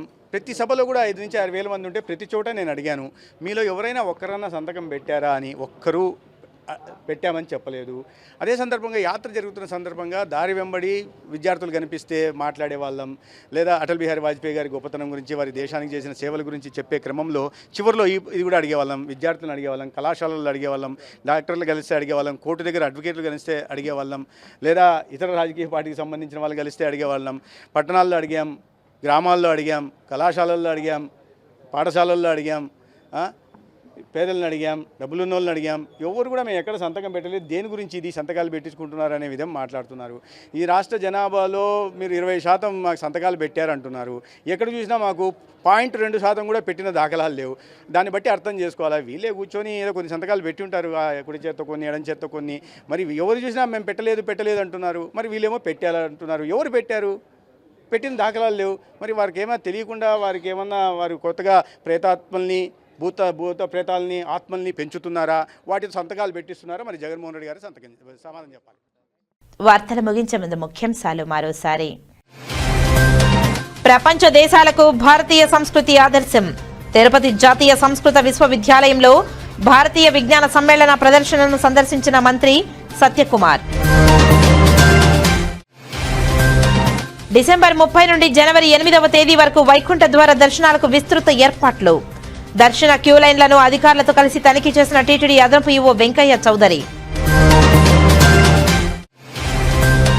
రహదారులు మన నాగరికతకు చిహ్నాలు. రోడ్డు బాగున్నప్పుడే రవాణా వ్యవస్థ పటిష్టంగా ఉంటుంది. తిరుపతి నెహ్రూ వీధిలో సీసీ రోడ్ల నిర్మాణ పనులను పరిశీలించిన ఎమ్మెల్యే ఆరణి శ్రీనివాసులు. వైకుంఠం ఏకాదశి ఆంగ్ల నూతన సంవత్సరానికి కాణిపాకం శ్రీ వరసిద్ధి వినాయక స్వామి వారి ఆలయంలో విస్తృత ఏర్పాట్లు. చిత్తూరు జిల్లా కలెక్టర్ సుమిత్ కుమార్ వెల్లడి. ఎర్రచంద్రం అక్రమ రవాణా నిరోధక ప్రత్యేక దళం వార్షిక సమగ్ర నేర పనితీరు 2025 నివేదికను వెల్లడించిన తిరుపతి జిల్లా ఎస్పీ ఎల్ సుబ్బారాయుడు. ఎర్రచంద్రం అక్రమ రవాణాను ఉక్కుపాదంతో అణిచివేస్తామని వెల్లడి. ఈ వార్తలు ఇంతటితో సమాప్తం. నమస్కారం.